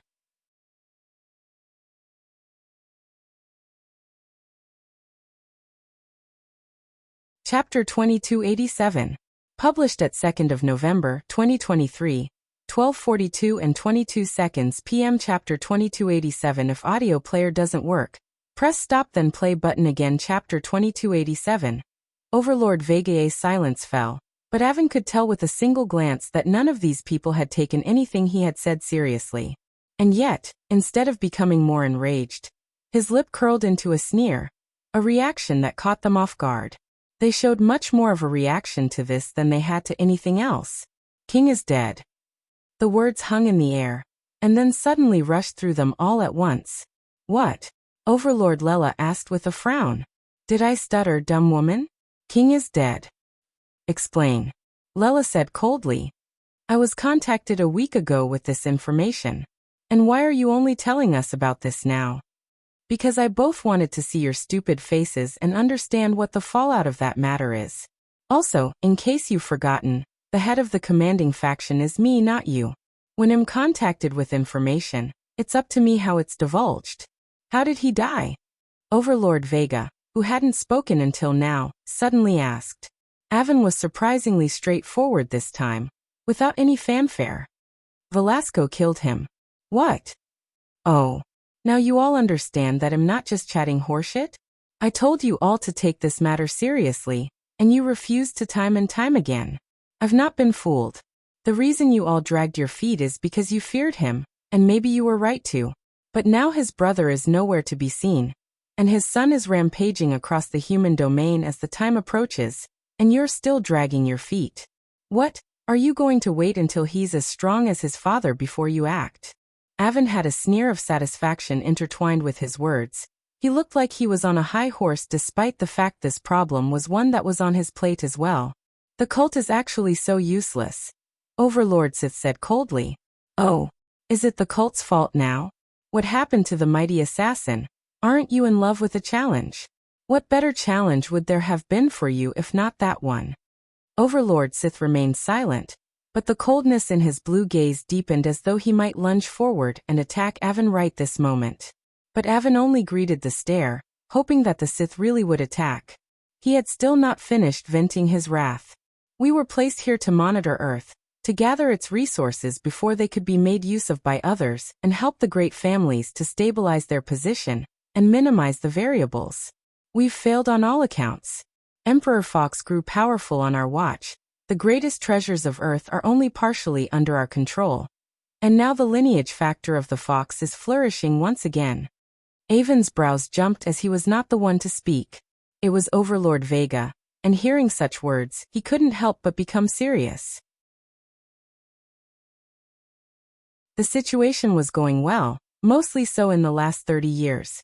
Over 95% of the greatest benefits that could be gained from Earth had fallen into the hands of the great families. And there was nothing the fox could do. But then just 2 years ago, everything changed instantly. The established powers of the great families were eradicated to their last man. The territory of the Ascension Empire expanded wildly, and without check. All of the branches of Shield Cross stars, prepared and ready for the worst-case scenario, were eradicated.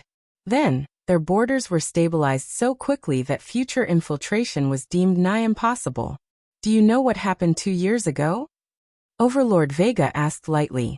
Leonel Morales somehow reversed the schemes of the cult and returned from the vast bubble. A silence fell once more, and this time, Avon could sense the seriousness in their expressions, a seriousness they had never given him. In those years, Velasco was occupied by the court, the Fox were restricted by his bindings, and there was no war. There was only a systematic dismantling of everything that was left of our enemies. A single young boy reversed it all, and the sacrifice the cult had made was almost rendered all but useless. It wasn't useless. Most of Earth's resources were taken. Overlord Vega gave Avon a glance and he suddenly felt like his throat was gripped, but his usual temper didn't allow him to back down, and he met the woman's stare. As good as those resources were, they are nothing compared to what is being gathered now. This version of Earth, the one on the verge of the 8th dimension, contains the most valuable of the loot. Leonel Morales has already entered one, and he returned far stronger than should be possible for a 7th dimensional existence of this world. Avon fell into silence. This is not a matter that can be taken lightly. I've never liked the cult. Their views don't align with our own, and the direction they want to take the human race is abhorrent. However, they, just like the rest of us, understand that these incomplete worlds are our final chance and nothing can be allowed to go wrong. The existence of Fox in this world has opened us up to a great deal of variables, and each one seems more dangerous than the last. The cult's presence in this world has been ground to almost nothing, and those of the Dream Pavilion have yet to make their presences known. From this moment forth, I will be taking command of Shield Cross Stars, and our next movements will be decided by me. All commanding rights will likewise be handed over, and the full cooperation of the faction leaders will be expected and required. Vega tapped the emblem on her lapel, and the shield began to glow. The kilted skirt of the organization fluttered, and the metal shin guards beneath shone. The overlords felt a flash of anger when they sensed what was happening, but soon an illusory chain constricted their hearts and their movements. Shield Cross Stars was now fully under Vega's control.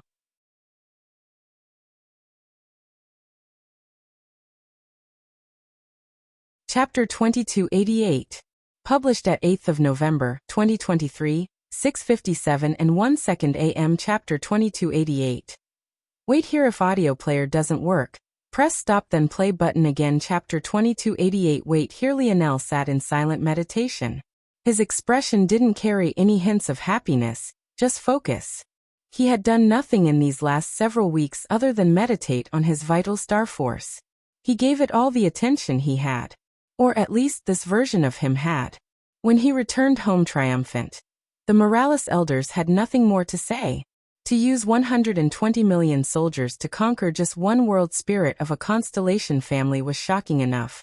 Such a number was too far from the number of elites that were present in just one of these families. And yet, Leonel had used that number to take on 12. If the status quo remained like this, in a year, the territory of the Morales would grow by more than 10 times. And there would be almost nowhere in the human domain that they couldn't go without having the advantage of suppression on their side.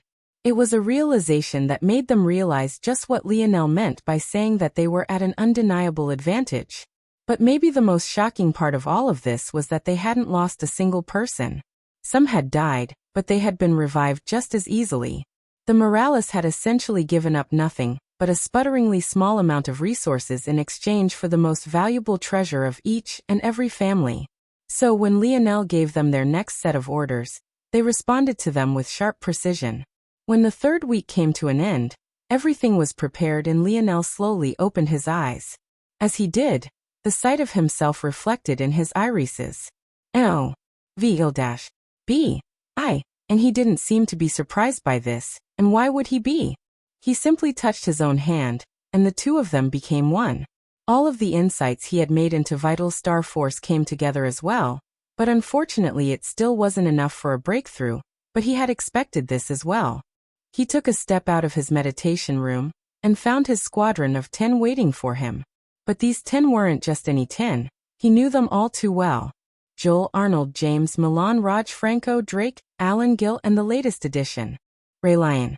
These 10 hadn't participated in many battles, and he had purposely had them hold back during the air wars as he never had intention of going all out for that battle. Since then, they had only grown ever stronger. They had benefited greatly from the rewards Leonel had gotten for winning the air wars. Each and every single one of them was already in Tier 9 of the 7th dimension, but this was also because they had entered the 6th dimension using the conventional path. Progressing for them was as easy as absorbing more resources. What was difficult was making it so that they could absorb more resources for the same increase in benefits. This required changing their very foundations, something that was far easier than it should have been. now that they had died before. When Lionel had resurrected Armand and the others of the Constellation families using Breathe, he had done so with an or instead of the silver tablet. That was more of an experiment than anything, a successful one at that. What he had been testing was how much he could improve someone's talent through the use of his lineage factor. The result was beyond his expectations because it was far easier than it should have been. In Lionel's views, this only proved one of two things. Either the Fox family lineage factor was just that powerful, or the people of this incomplete world were simply that weak. In reality, it was a combination of both. But at the same time, it was also in great thanks to Tolliver. When it came to Armand and the blood diamond ore, Lionel had just chosen something that was close enough and tested it out. However, when it came to his brothers, not only did he pick out such ores, but he used little Tolly's abilities to fuse them together, forming them into new ores that perfectly matched their paths. Little Tolly could only create 6-dimensional ores, but Lionel had realized after meeting L. Ryan that dimension was next to irrelevant. In fact, it probably would have been better the lower their dimension was. It would only make it easier to reforge their foundations. The stronger his crafting became, the more perfect the ores he would be able to forge with little Tolly, and the stronger he could make his brothers. So long as they were willing to experience death and trust him with their souls, he could take them as far as he could go. And now, while each one wasn't yet as strong as junior ancestors, together with their armor, they could kill as many came their way. Once they settled in with their new talent and their force manipulation caught up, even junior ancestors wouldn't be a match for them. And with him leading them, even ancestors weren't their match. "Let's go," Lionel said lightly. They all vanished at once, and when they appeared outside the segmented cube, they found a sky filled with starships. It wasn't just one or two, it wasn't even just a few dozen, there were hundreds. In the whole of the human domain, even in the whole of the dimensional verse, the number of ancestors didn't greatly surpass this number. And yet, just one of these starships could take out an army of them on their own. Overlord Morales appeared by Lionel's side. No one knew who this old man was, and he even looked like Lionel's advisor to most. No one would guess that this man was one of the strongest of the Morales family. "Are you certain? Why risk the lives of the most valuable Morales?" Lionel asked. "At this point, I think it's fairly certain that the most valuable Morales is you." "I don't think you mean that," Lionel said with a smile. "You're too clever for your own good, child." Lionel's lip curled. Wait here for news of victory.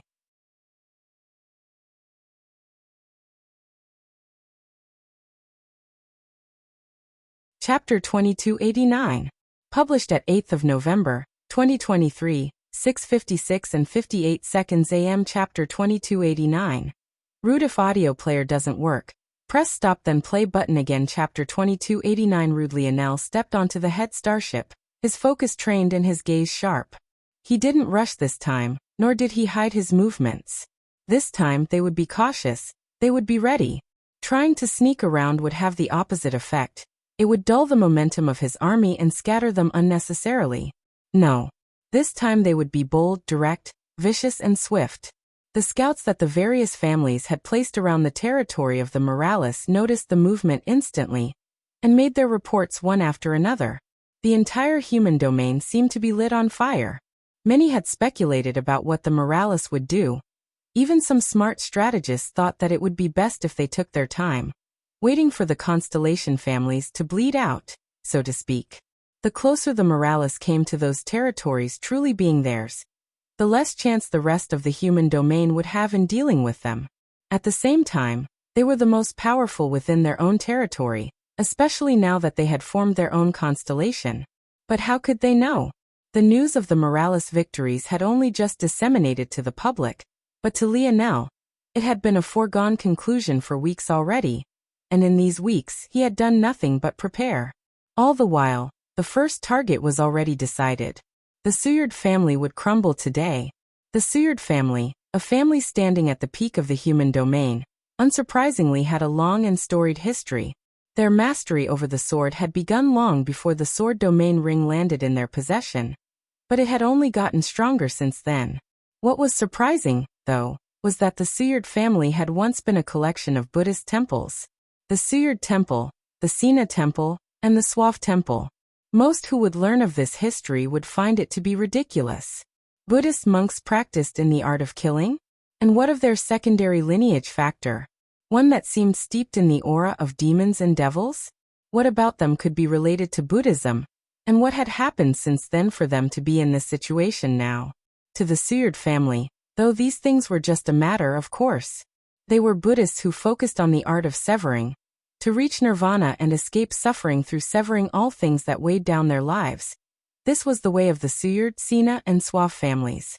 It was hard to say how many of these teachings remained, but what was more curious than that was how the Suyard family evolved to their current state from where they had begun.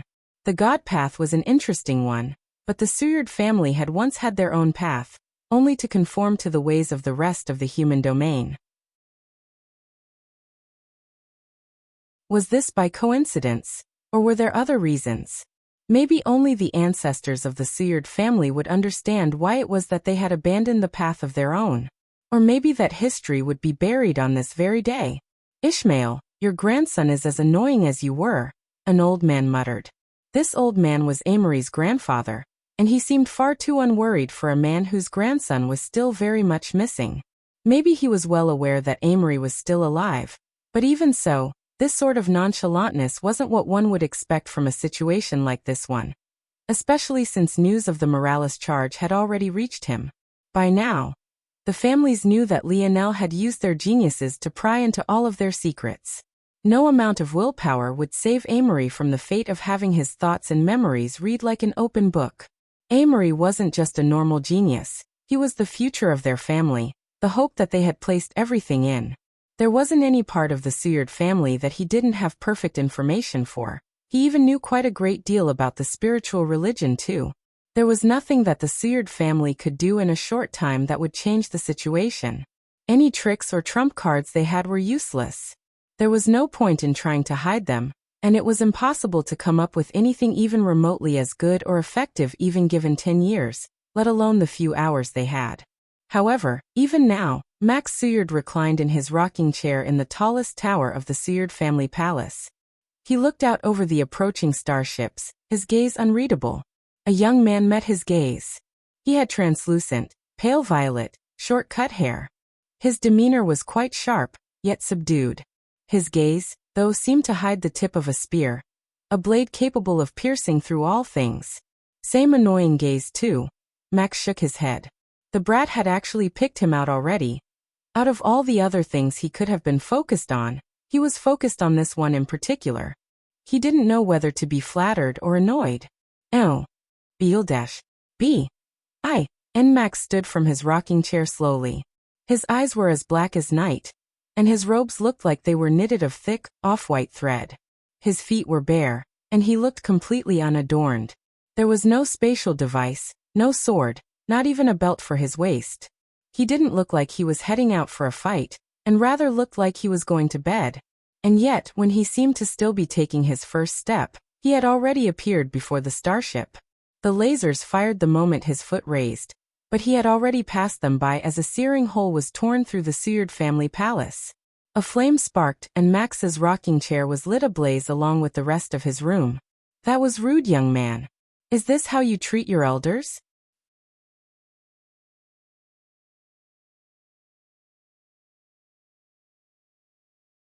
Chapter 2290. Published at 8th of November, 2023, 6:56 and 55 seconds AM. Chapter 2290. I see if audio player doesn't work. Press stop then play button again. Chapter 2290. I see Lionel looked toward this elder before him without much of a reaction. However, the calmness of his expression had nothing to do with how alert he was. The starship had never failed up until this point, at least not in such close proximity, or what would be considered relative close proximity. Even Elryan hadn't managed to dodge it. Though granted, not only was the Pluto not harmed to the point of lethality, but he was also far closer to the strike. Even so, the feat of dodging the starship's attack and most importantly, the starship under the control of Lionel's skill was absolutely ridiculous. This person must be Amory's grandfather, Overlord Max Suyard. Lionel had learned quite a bit about this man in recent days, or at the very least, he had learned everything that Amory knew about him, as much as a grandchild could know about his grandparent. That could either be quite a bit, or nothing at all depending on the temperament of the grandparent in question. And judging by the reaction of this old man, Lionel had a feeling that it was by far the latter. "Don't be like that, I used to know your grandfather, you know. We could be considered good friends. Why don't you step out and we can have a chat?" Lionel didn't say anything, continuing to look at the old man. The more he did, the more he felt that the words old man didn't really fit Max. He was too vibrant, too full of vitality. He seemed to have as much life ahead of him as a newborn. Comparing him to the older generation felt wrong. Max sighed when Lionel had no intention of taking him up on his offer. There were quite a number of things that he couldn't talk about so openly, and this brat insisted on making things hard on him. What an annoyance indeed. Overlord Suyard took another step and he vanished. This time Lionel saw it clearly.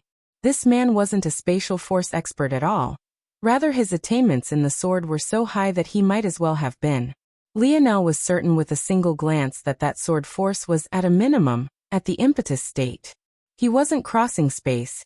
His sword quite literally sliced reality apart, shattering any concepts of distance until his destination was just a single step away from him. To call this man an overlord felt like an insult to him.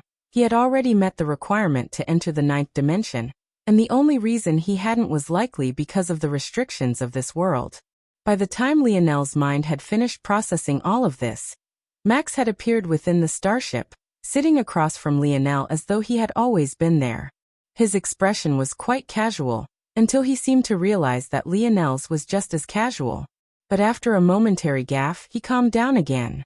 "Has anyone ever told you that you're very annoying? I'm glad that you're not my grandson. I'd have to spank your bottom red every day just to vent a bit." "Oh. VL-B. And Lionel's gaze narrowed. "Don't you have any refreshments here? Really?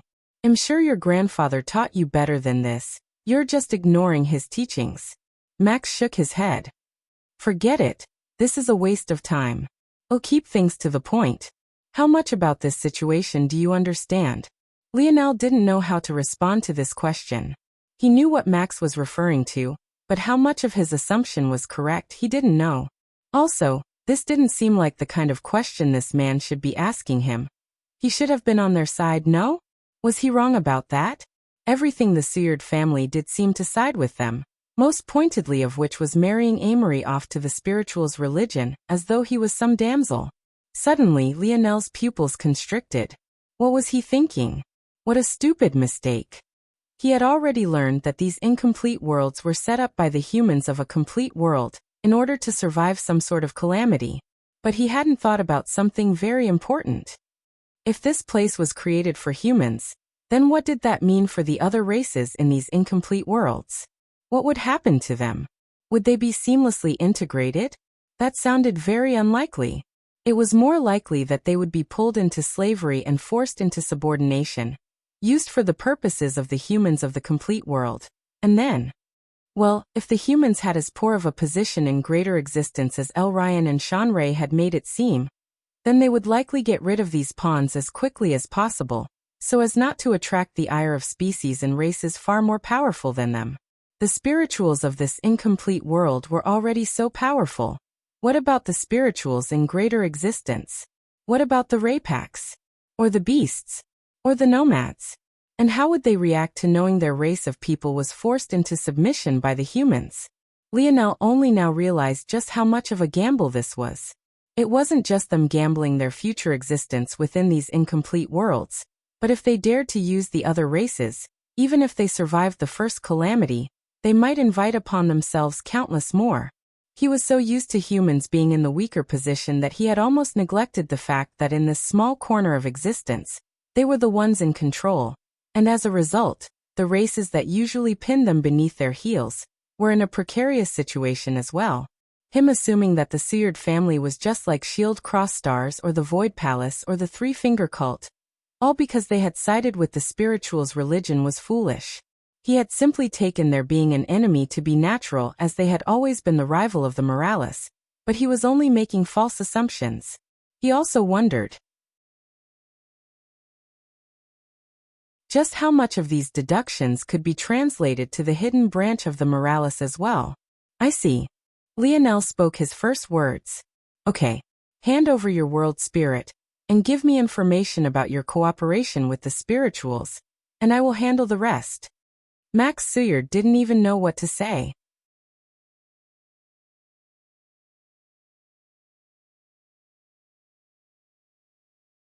Chapter 2291. Published at 8th of November, 2023, 6:56 and 55 seconds AM. Chapter 2291. Losers. If audio player doesn't work, press stop then play button again. Chapter 2291. Losers. Overlord Max had asked his question perfunctorily. He knew, or at least he thought he knew, that Lionel didn't know the truth of the situation. But in just a few seconds, he watched Lionel pause, ponder, and then respond as though he had just seen right through him. It was a feeling that he had never experienced before, not even from Ishmael. He truly didn't know how to respond because he was rendered speechless. He felt that he had underestimated this boy a bit too much. But he was still far too arrogant to. Lionel waved a hand, and Max felt an uncontrollable force pull at his heart. He didn't realize that by entering the starship alongside Lionel, he had already sealed the fate of his world spirit. There was no need for battle. No need for Lionel to find the location of their holy land, because what he wanted was right before him. Overlord Max's expression changed, and he reached forward with a deft swiftness, but it was too late. The world spirit landed in Lionel's palms, and he crushed it. In that instant, the Suyard family's world had been conquered, leaving much of the family stunned. Let alone them. Even Max didn't really understand what had just happened. The Overlord probably should have been enraged, but he didn't even know what emotions he should be feeling in the first place. This brat. Max mumbled. Unlike the others, Max wasn't a fool. He could tell that for some ridiculous reason, the Morales had actually let Lionel hold on to their world spirit. Instead of fretting like the others did, if he really cared about the world spirit so much, then it would be as simple as killing Lionel and taking it. Of course, there were some problems with that choice too. For one, this brat seemed to be far too confident. But in Max's views, Lionel understood too little about his own strength. If it wasn't for the fact that he was less hot-headed than the Morales men, Velasco wouldn't be the only one they were all intent on killing. Oh. VL-B. But that matter couldn't really be blamed on Velasco, honestly. In Max's opinion, this was the case of the son paying for the sins of the father. And it seemed that that cycle was trying to replay itself here. He couldn't help but sigh. This isn't a worthwhile path, Max suddenly said. Maybe it's hypocritical of me to say this because I'm not sure how I would react if I ever lost my wife, but hate me or not, I believe your grandfather was a fool. Your father after him was a fool. And now you're being a fool. Max hoped to see some anger in Lionel's eyes, some rage, but he saw nothing at all. And it was precisely that made him realize just how hopeless it was. Rage would imply some irrationality, some emotional instability, some lack of forethought or awareness toward the reality of the situation he was in. But the fact that Lionel showed nothing, and didn't show any signs of attacking him either, meant that he was of his right mind. And that only made it worse. All those years ago, your grandfather fell in love with the wrong woman. Honestly, if it wasn't for the fact that you have the Morales family lineage factor, I wouldn't even be able to say with any more than 10% assurance that you are your grandfather's grandson. In fact, even though you have the lineage factor, I still can't say it with any more than 50% assurance. I have no idea what that woman is capable of. He was arrogant, believing himself to be infallible, believing that it was only natural that such a woman would fall for him. And maybe had this woman been from this small world, it would have made sense. He was truly excellent for a person born to such disadvantages. I warned him many times, but he didn't listen. I had never known him to be a man infatuated by beauty, but you never know what a man is capable of when he falls in love. In the end, what was likely a childish game to her became a life and death situation for him. He offended those he shouldn't have. and turned far more attention to this world than he would have otherwise. To your grandfather's love for that woman, the last bastion of the Fox family was exposed, the cult entered this world, and Shield Cross Stars was infiltrated by another party. Right now they've probably already taken control. In the end, he still didn't even blame her. He blamed himself, finally saying that he had overestimated himself, all for that worthless woman. Max seemed to become more and more enraged as he spoke, but in contrast, his voice became more subdued. It was instead the sword force in the air that crossed and echoed like sharpening blades. A woman can help a man to do great things. A woman can also destroy a man. And sometimes that can happen whether she's a good woman or not. Max looked at Lionel.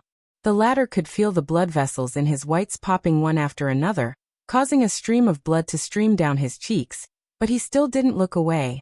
I don't know how many female powerhouses lie with random men and have children with them. I can't say whether she was one such person, if I've misunderstood her, or whether she's a spawn of Satan. What I can say is that there's a cycle you have the chance to stop so long as you will it, and I would advise that you take that chance. Silence fell.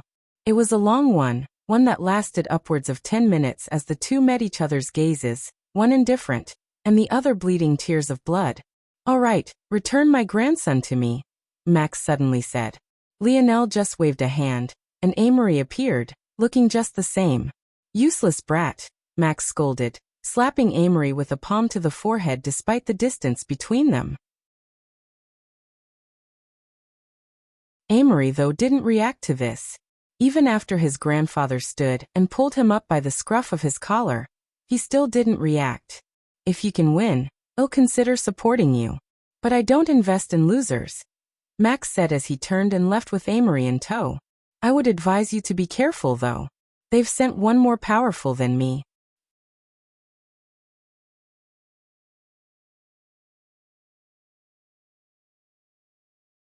Chapter 2292. Published at 8th of November, 2023, 6:56 and 31 seconds AM. Chapter 2292. A warning: if audio player doesn't work, press stop then play button again. Chapter 2292. A warning. Lionel didn't say anything even after Max had left, but his senses relaxed somewhat and his hold on his brothers loosened. The reason he had insisted on not closing his eyes when he faced Max's stare was because he didn't want to be distracted for even a moment. Against such a person, even a split moment of distraction would mean death, and if Lionel died, there would be no one to bring him back to life. He didn't miss any part of what Max had said, but that was less because he was listening for his advice, and more so because he was searching for clues about other matters. His grandfather's lover was one person that he needed to know more about. Usually, this would be a person he directly ignored, but she had crossed his bottom line. Since she wanted to stand opposing him, then she would have to die. Lionel didn't move immediately, though, even after the meeting had concluded. He had planned to spend quite some time on the Seward family, and he didn't quite know what it meant to let them go like this. Until now, he had simply taken the world spirit and left. In his opinion, that was all that was necessary for the weaker families, at least relative to the other powerhouses of the seventh dimension. However, the Seward family was different. They were a true powerhouse, and the blow they could deal Lionel if he was caught off guard was heavy, especially if Max took action. It was more difficult than not to leave them be like this. His finger had even twitched somewhat as he felt that killing Max here would be easier on him. He wouldn't have this constant lingering insecurity in the back of his mind. Letting him leave essentially barred some of the path he would have taken otherwise. But then again it opened up others. By now, everyone assumed that he would be attacking the Seward family. This was a move that would definitely surprise them, as the Morales and Seward had been battling one another for so many years that they should know just how evenly matched they were. They were widely known as the two most powerful families in terms of pure combat, so starting with them might not seem to be the smartest thing to do. But now that they had, everyone would be expecting a battle that would rage on for days at the very least. Catching the off guard now would be even easier. However, the matter of who to catch off guard surprisingly stumped Lionel. Should he attack the spirituals' religion? But they were allies with the Sewards, and now he was in a tentative relationship with the latter. Did it still make sense to attack them?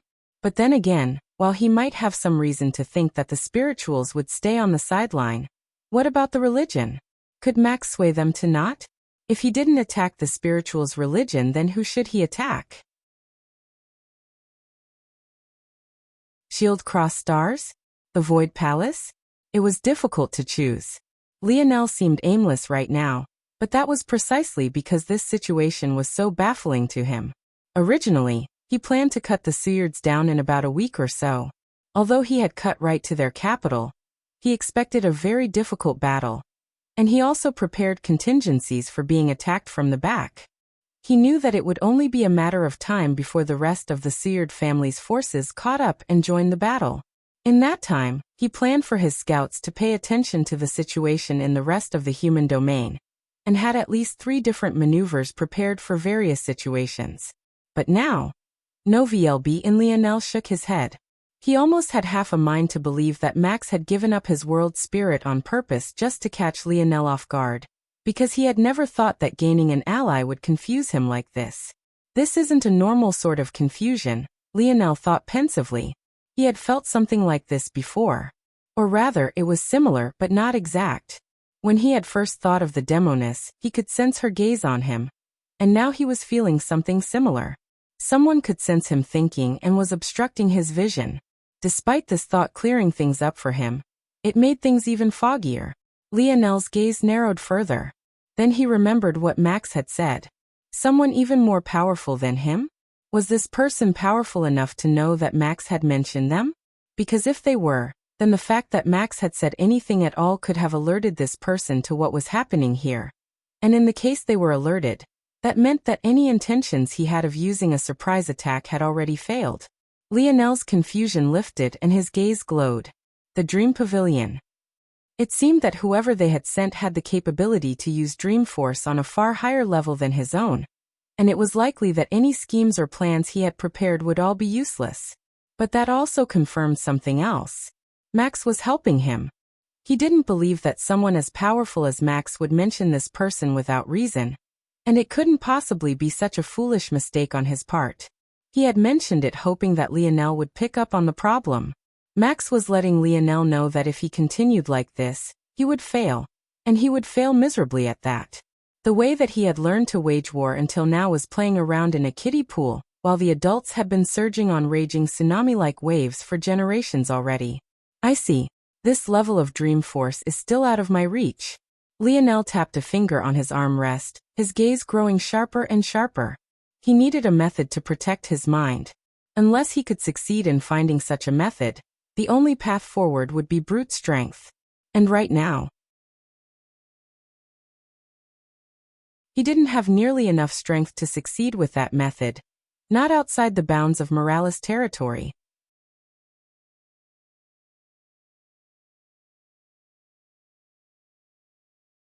Chapter 2293. Published at 8th of November, 2023, 6:56 and 30 seconds AM. Chapter 2293. Dream Force and Star Force. If audio player doesn't work, press stop then play button again. Chapter 2293. Dream Force and Star Force. Lionel took a breath and closed his eyes, taking deep and slow breaths.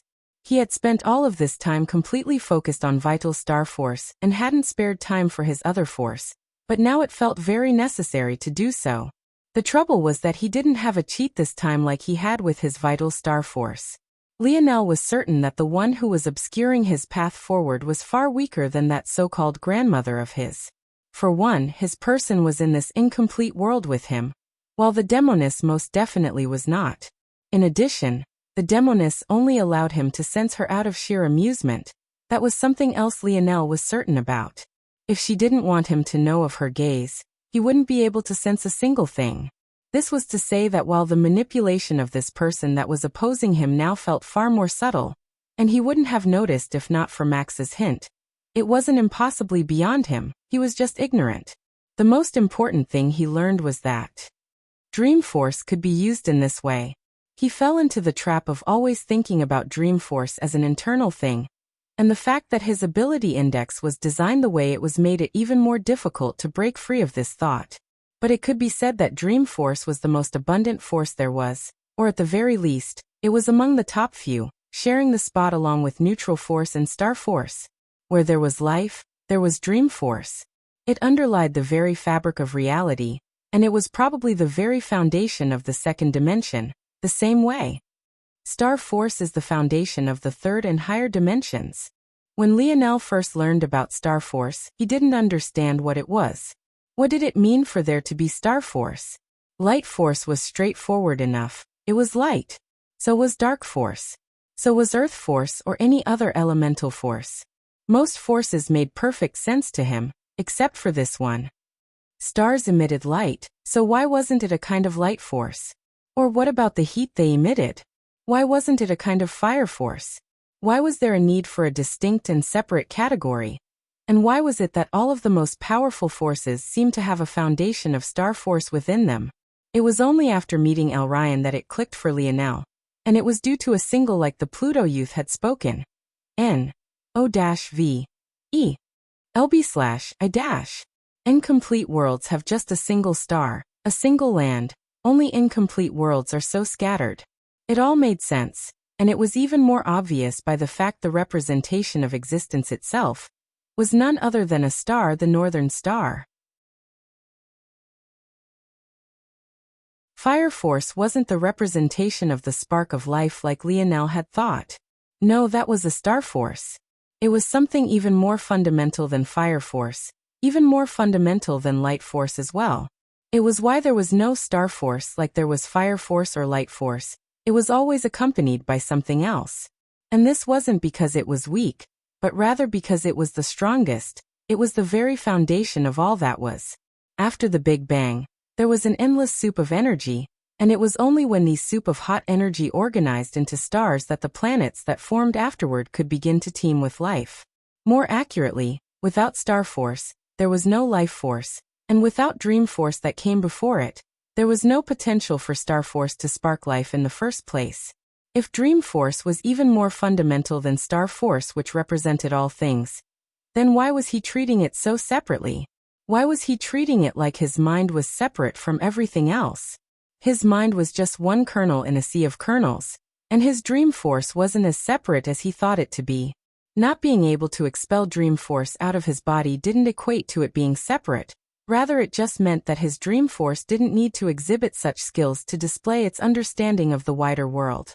If he took an extremist view, his dream force was just a borrowed strength from this world. Dream force was never separate, not at his level.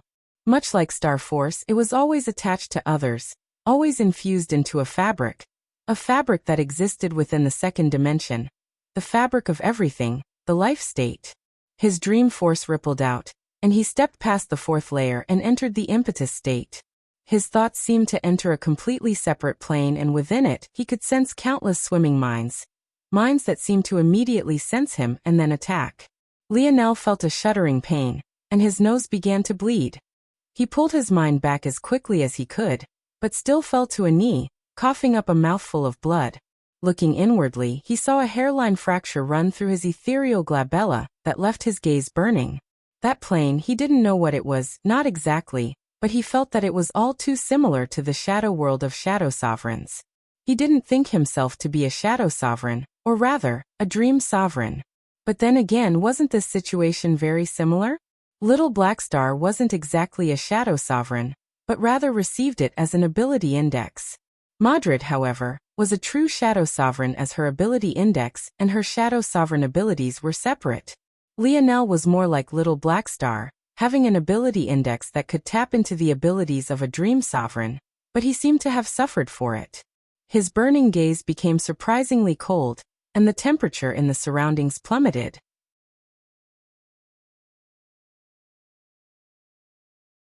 He took a breath, and a large amount of dream force from the surroundings flooded into him. And then his scarlet star force stars began to rotate with a pulsing vibrancy, and as his ethereal glabella was coated with destruction runes. He wasn't a dream sovereign, but he was a destruction sovereign. He wanted them to dare to destroy his soul again. He would crush them. Without hesitation, Lionel entered the dream world again. Author's note: just 2 chapters today, everyone. And no chapters tomorrow, unfortunately.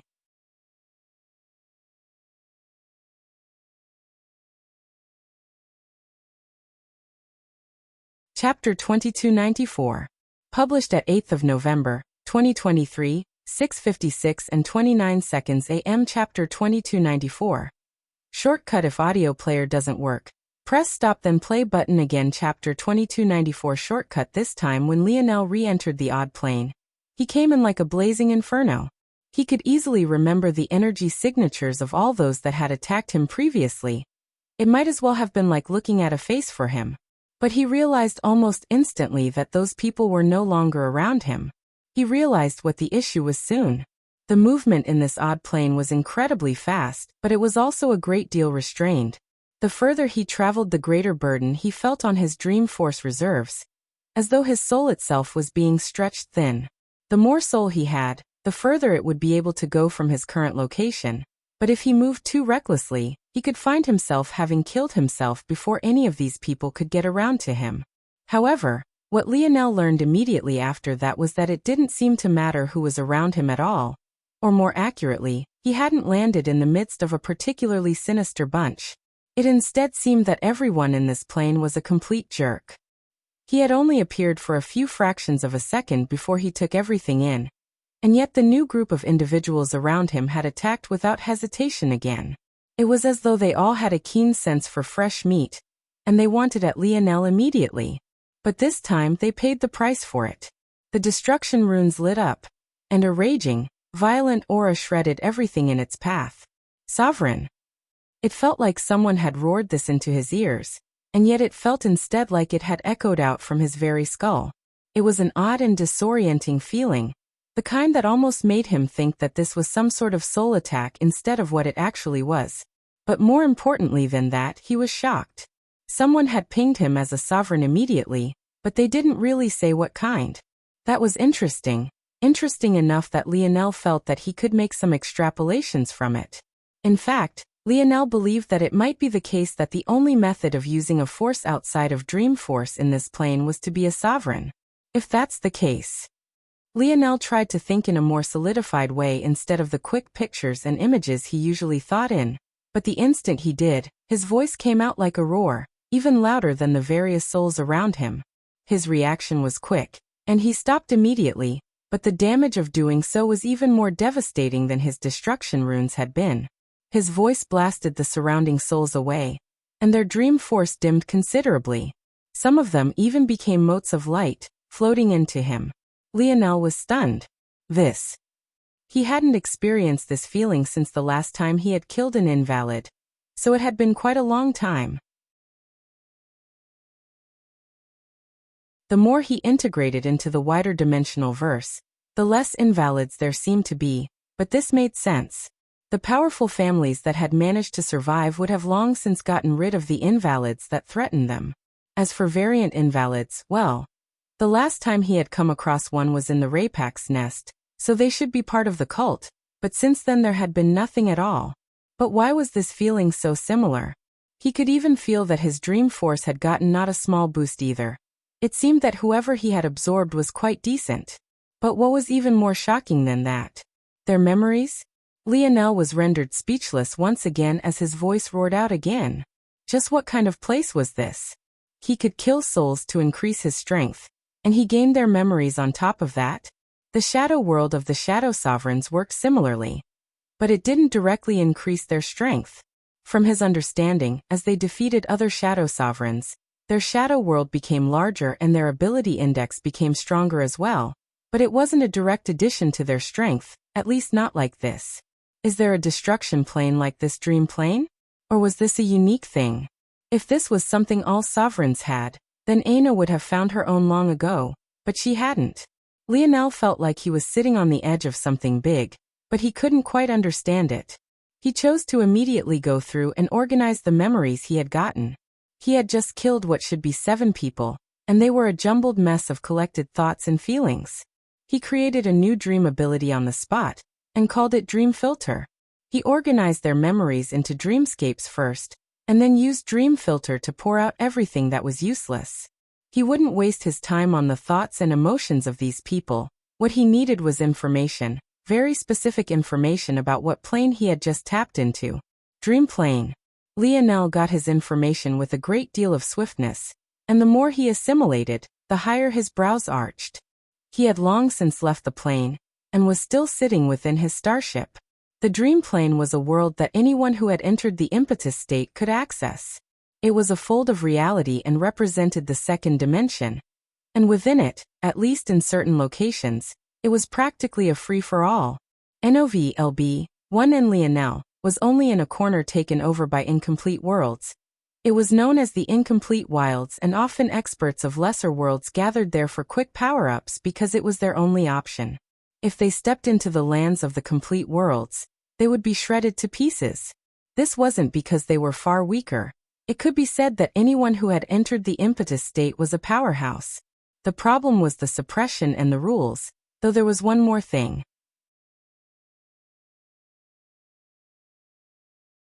Absorbing the strength of others, looking for quick shortcuts, had crippled many of them.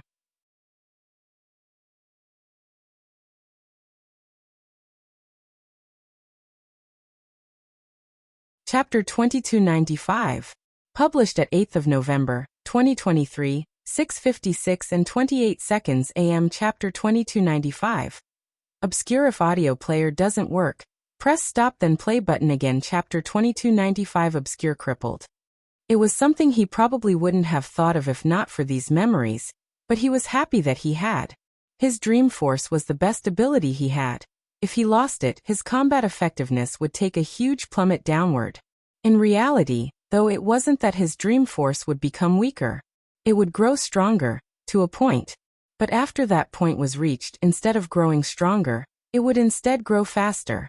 He would gain access to a larger pool of dream force, but the amount he could use in a single sitting, and the amount that could output in a single moment would remain the same.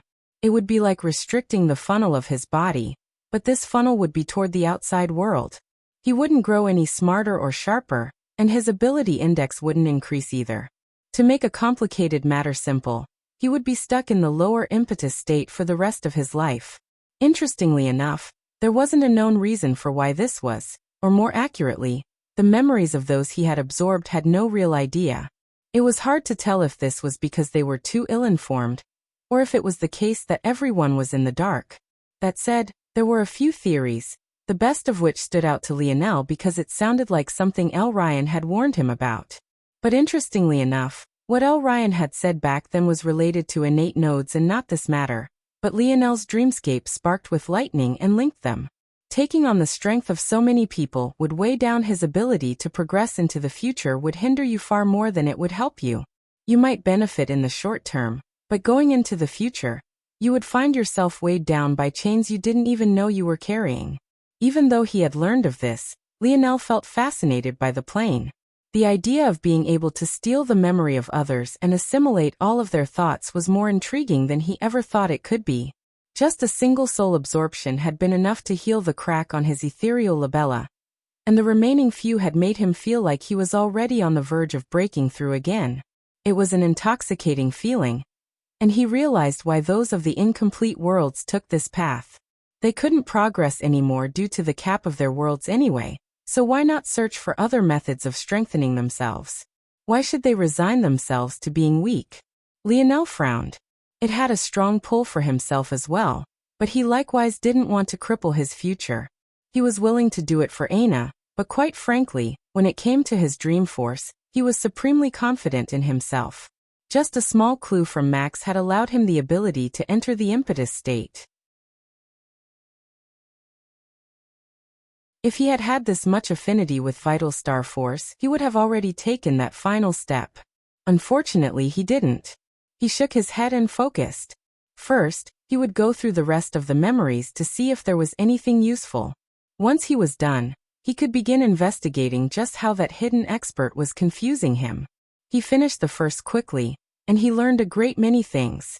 One of the 7 he had killed came from an incomplete world that Lionel believed was better than 70% likely to be among the several dozen under the control of the vast bubble. In addition, this person was actually aware of their state as well. This wasn't surprising to Lionel. After the Spear Domain trial, he realized that the other incomplete worlds that had become part of this simulation had unearthed their plight as well, and were preparing for the other shoe to drop. That made Lionel wonder if the domain rings were dropped into this world for that specific purpose. Was it the design of the dream pavilion? Or maybe it was the intention of the Fox family? He wasn't sure. Either way, this man came from a family that had an Axe domain ring, and he had an illusion-type ability index. Lionel was less interested in the domain rings these days as he felt that forming a weapon's sovereignty on your own was much better. The rings were just glorified storage rings that only housed one type of weapon in his eyes. Even the spears weren't as attractive. Of course, there was one more thing the rings were good for. And that was their lineage factors. If he came across an Axe domain ring, he would be certain to try and get it for Aina, the Raider family. He took mental note of this. This was only a side project for Lionel though. When it came to these memories, what he focused most on was the unique insights these men had toward the dream plane and their use of dream force. It turned out that these 7 only really used the dream plane to hunt. It was too risky to go after veterans, so they waited around for newbies like Lionel before taking action. Using the more complex functions of the dream plane took more effort and could be more dangerous depending on the situation. The dream plane was something that linked all beings across the cosmos whether they were aware of it or not, much like how everyone had a shadow, but not everyone could access the shadow world. In incomplete worlds, the dream plane would have various weaknesses. Usually one could only enter the dream plane after forming a life-state dream force, or by being a dream sovereign. However, in an incomplete world, you could do it from the impetus state, and it also gave you great control and pull in your world. You could use it to spy on the thoughts of others and read their intentions ahead of time, reading their thoughts and memories while they were unaware. Or, you could obscure their vision and make their thoughts muddled and confused. Novi el bien.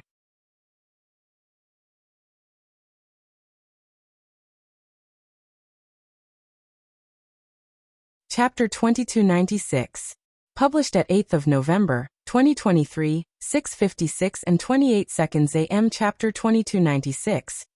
Ignorant if audio player doesn't work. Press stop then play button again. Chapter 2296. Ignorant Lionel's dream force affinity was far too high. Even if one hadn't gained access to the dream plane yet, having high affinity would allow you to sense its pull even while unawares. Due to this, whoever was trying to mess with him had to be extremely subtle, and couldn't just dig through his thoughts and memories as they pleased. Of course, you could avoid this sort of probing in other ways as well. One way was through the use of mind-protecting treasures, something that was far more common in complete worlds.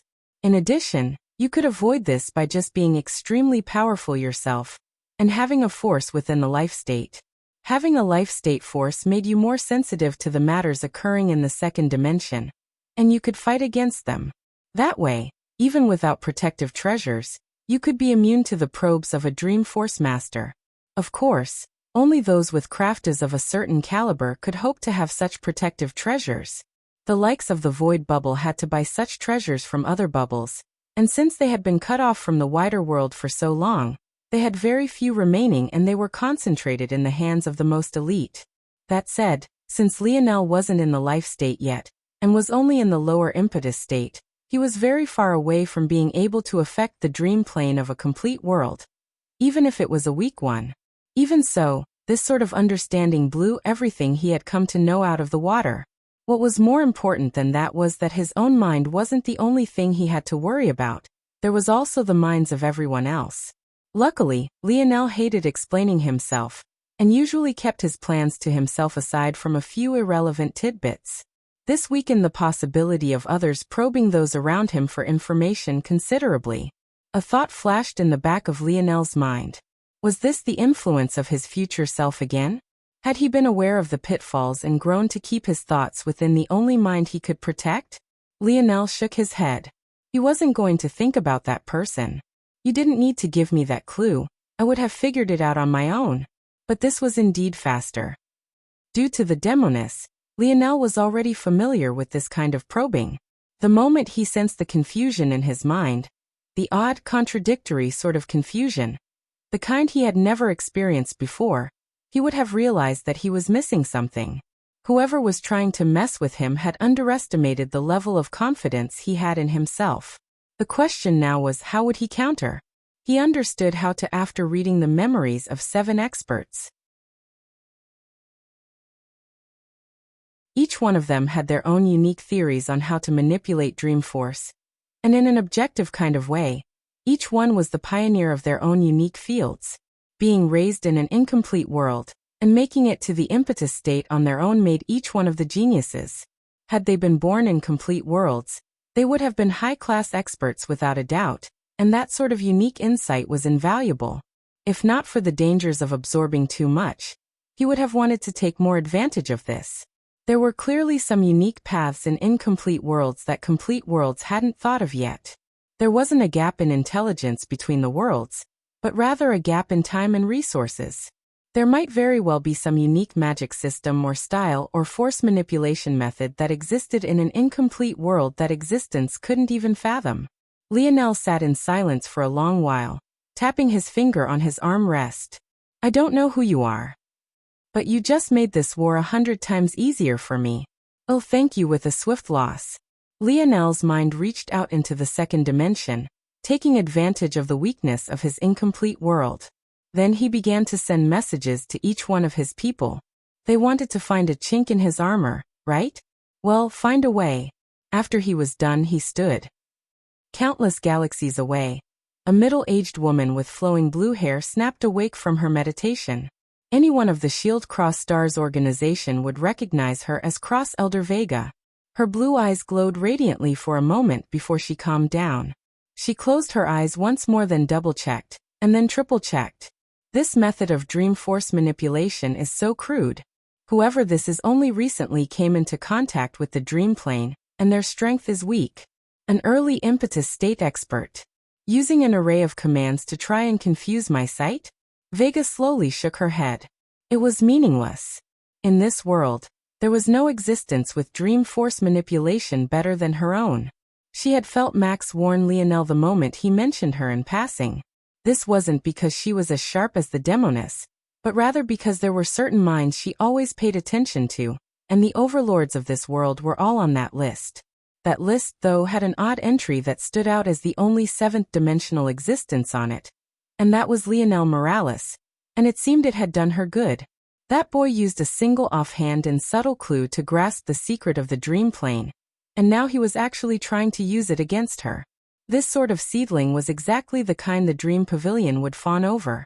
Not even 30 years old and yet had entered the impetus state and touched upon the dream plane. There were only two on par with him in the entire younger generation of the vast bubble.